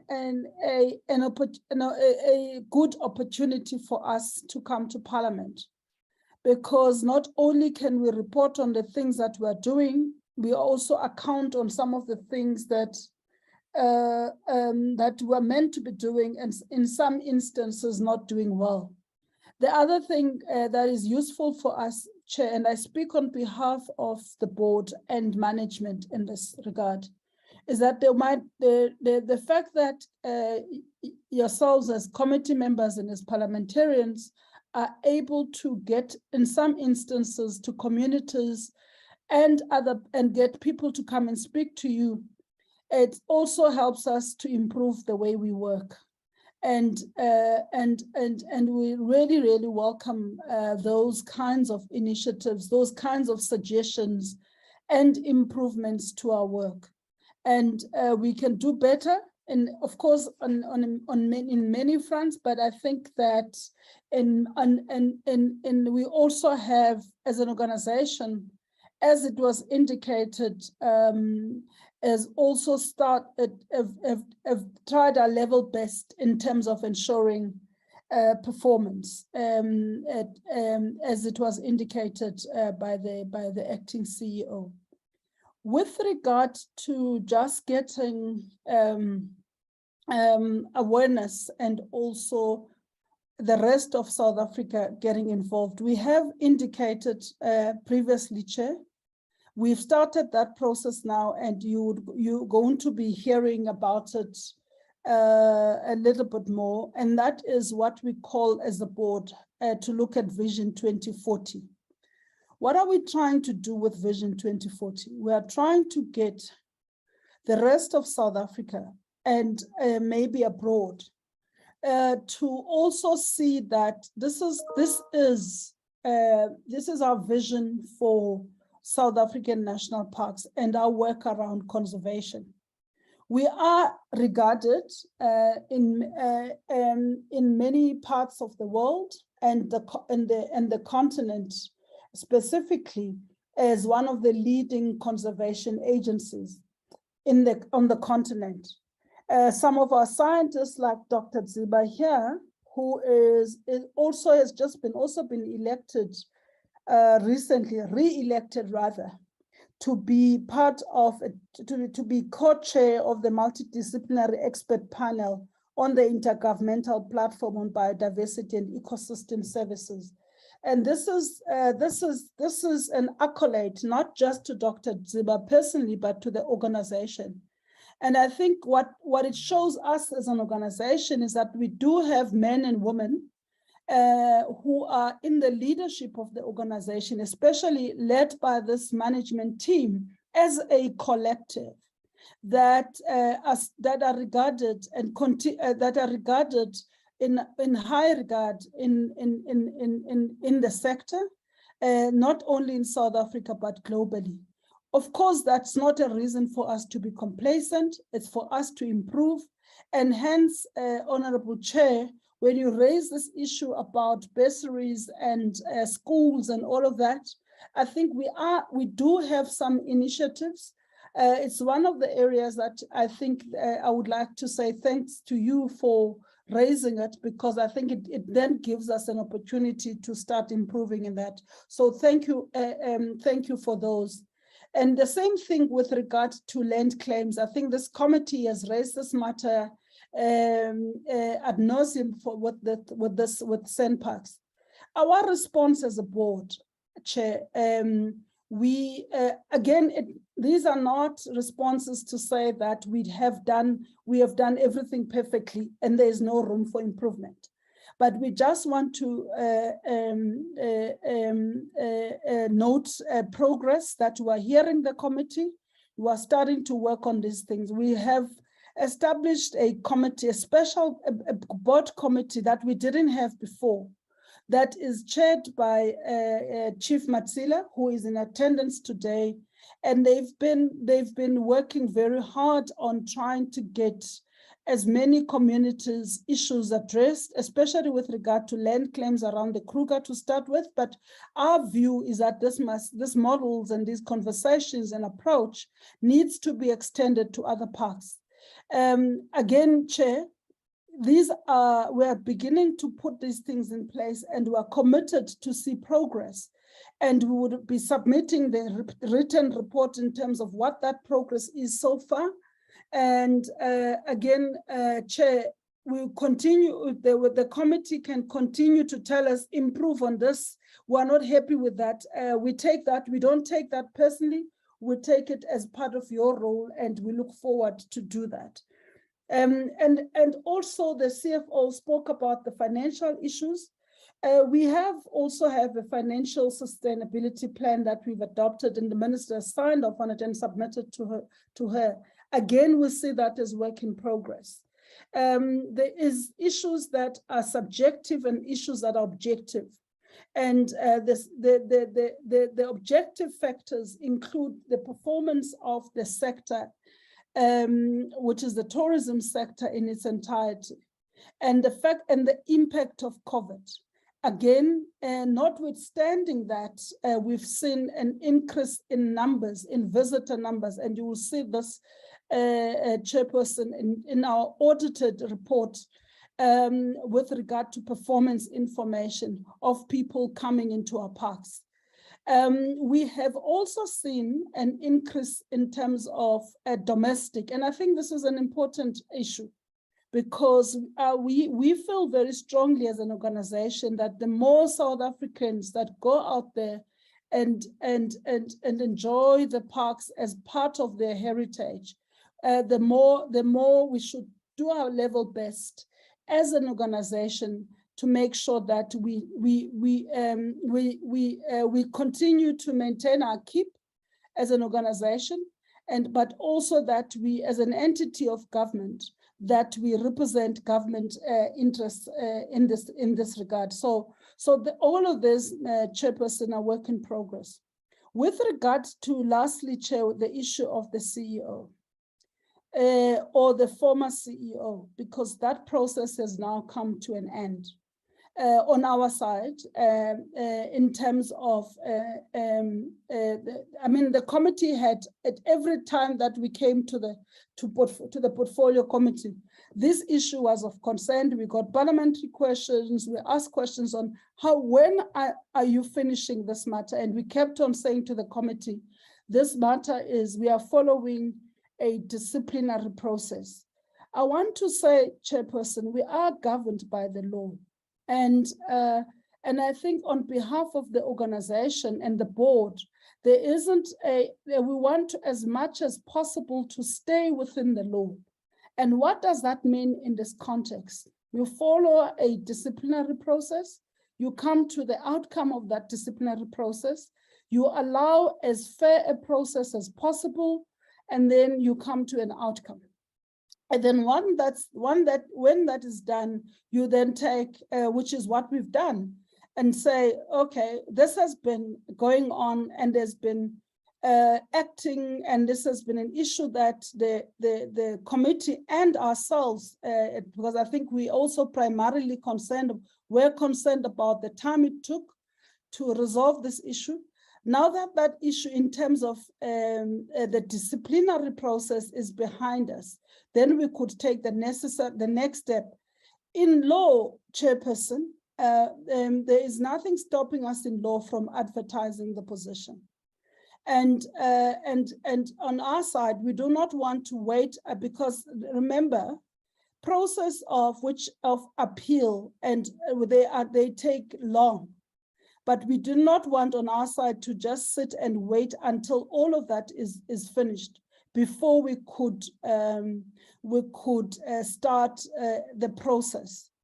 Of course, there's legalities around this, and I wouldn't want to go into that, Chairperson, with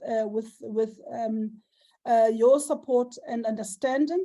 But I can safely say that we, as a board, we have done everything within the law, and we continue to do so.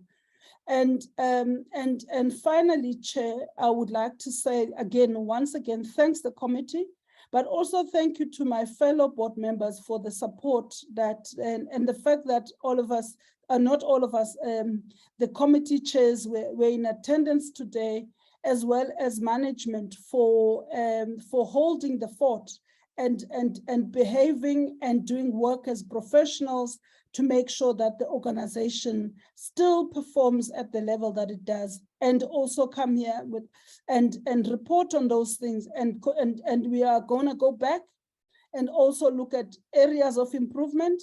And this has been a useful experience for us. And I would like to say thank you very much, Chair, and to committee members. Which committee chairs are here in the meeting, Chairperson? Ms. Ramasia, who chairs the tourism. Should they show their faces, Chair? Yeah, that will do. We've never met some of them. There's okay, Ms. Zux Ramasia, who chairs the tourism subcommittee of the board. Ms. Friedman, Yolan.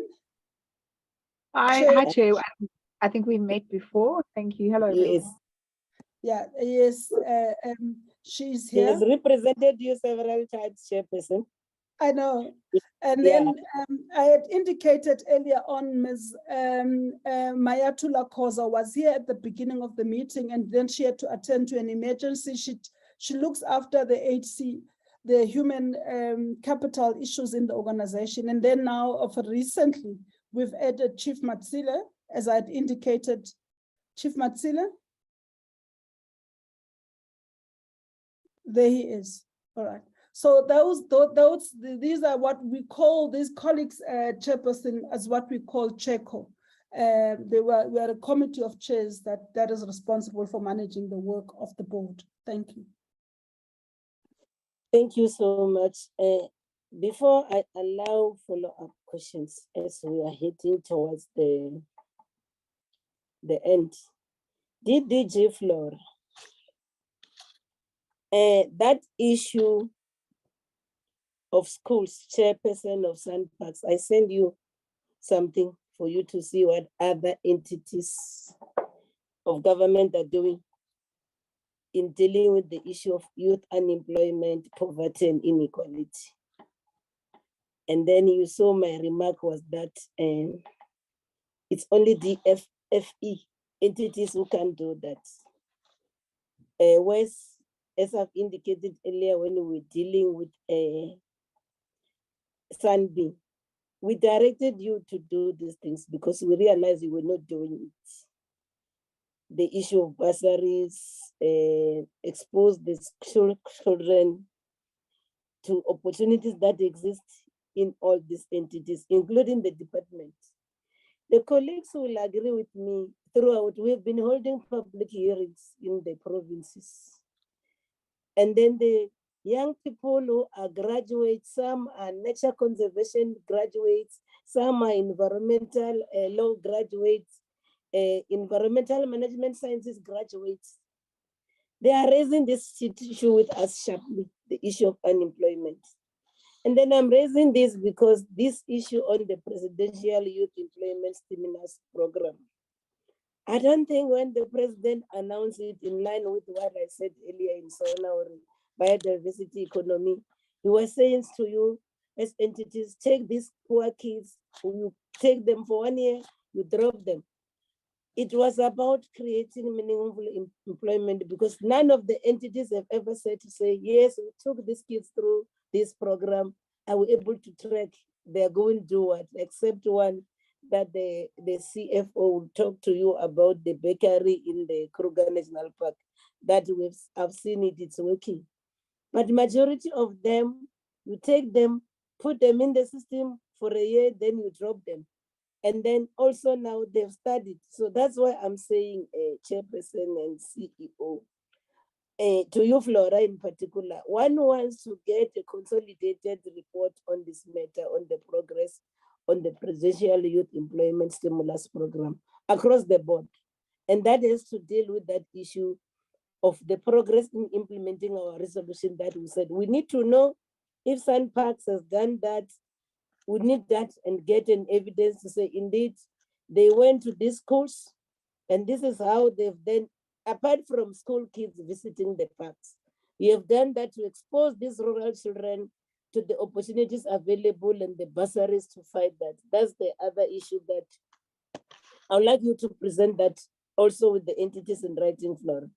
The other issue is around the issue of sustainability that I've raised also with Sandy. You are on record, and I'm repeating again that you committed to working with these entities for them to be financially sustainable on their own. Then you hear Dr. Ziba, what Honorable Bryant has said again. And then we want to say then I think a progress report to that effect, you need to also share with us that one. I should think on my side, that's the issues that I won't repeat myself. The similar question we ask you when it comes to Sanbi, you'll have to respond that to us in writing in relation to this entity that include your other entities, Sanbi and weather services. Sorry, Ismangaliso and the weather services as well. You'll have to deal with those issues. Then I will ask colleagues if there's still any other follow-up questions so that we move towards closing this meeting.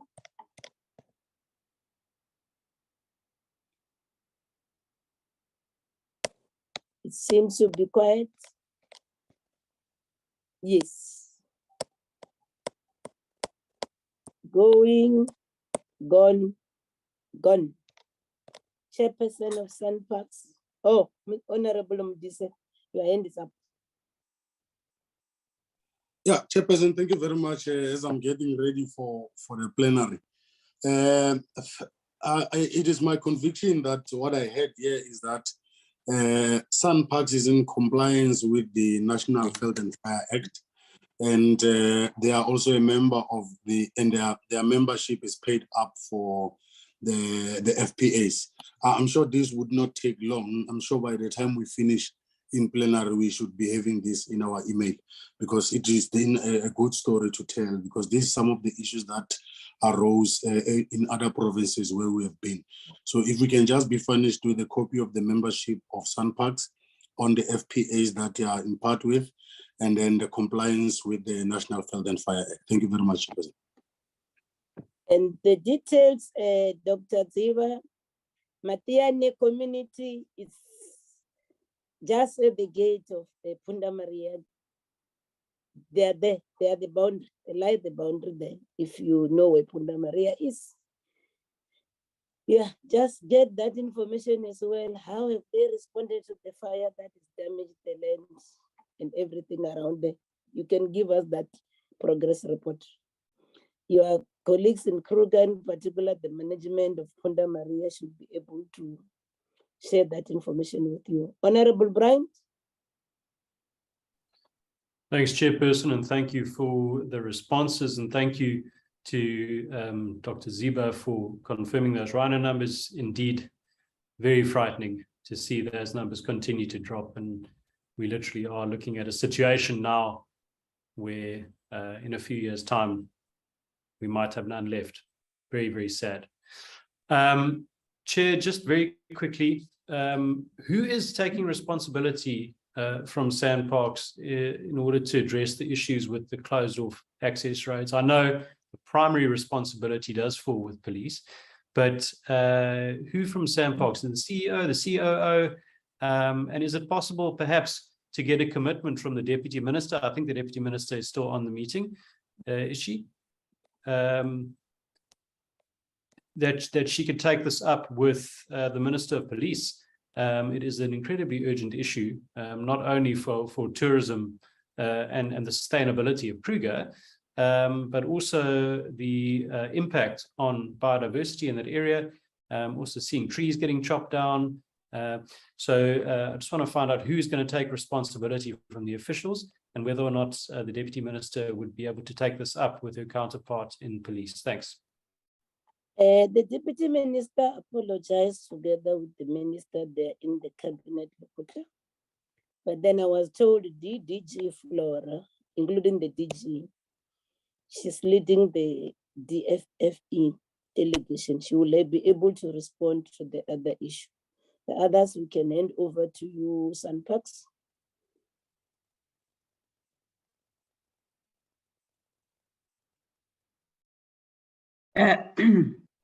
The responsibility to continue with the negotiations and discussions around road closures will fall in my office. I will be supported by the chairperson of our board, and perhaps as well other board members. But yes, indeed, we do need a lot of support, political support in that instance. Thank you. DG Flora. Thank you, Chairperson. I will just respond to indicate that on the rhino matters, we have come to a stage where we have taken stock of all the initiatives that are taking place related to rhinos, but also to indicate further on specific matters relating to law enforcement. Our colleagues within the Regulatory Control and Sector Monitoring branch, they run the Fusion Center, as you may be aware, which is where all the rhino-related illegal activities are recorded and followed up on. And it has recorded some successes over the last few years. in respect of the rate at which arrests and convictions have been made in respect of those that are responsible for poaching, especially within the Kruger National Park area. You would have seen that the numbers released sometime in the middle of this year, that there was a decline from Kruger National Park. However, we saw an increase in poaching activities in KZN, which is very unfortunate. We are working with SMVelo around strengthening their operational capabilities and responses, management responses, also related to matters on rhino and other animals of concern within the province also. I will forward and engage the Deputy Minister in respect of engaging her counterparts further in respect of enforcement related matters and strengthening existing activities that we are undertaking in respect of enforcement also. Thank you, Chair.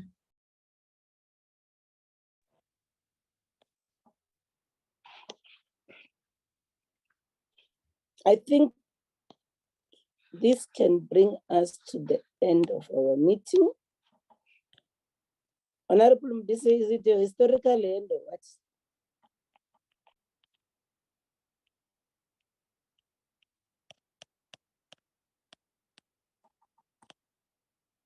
I suspect it's a legacy end.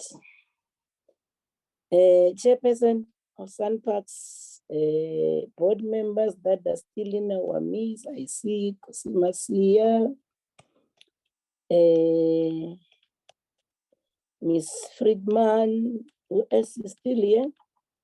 Yes, and the senior executives of SANParks, colleagues. Let me take this opportunity to thank you for availing yourself.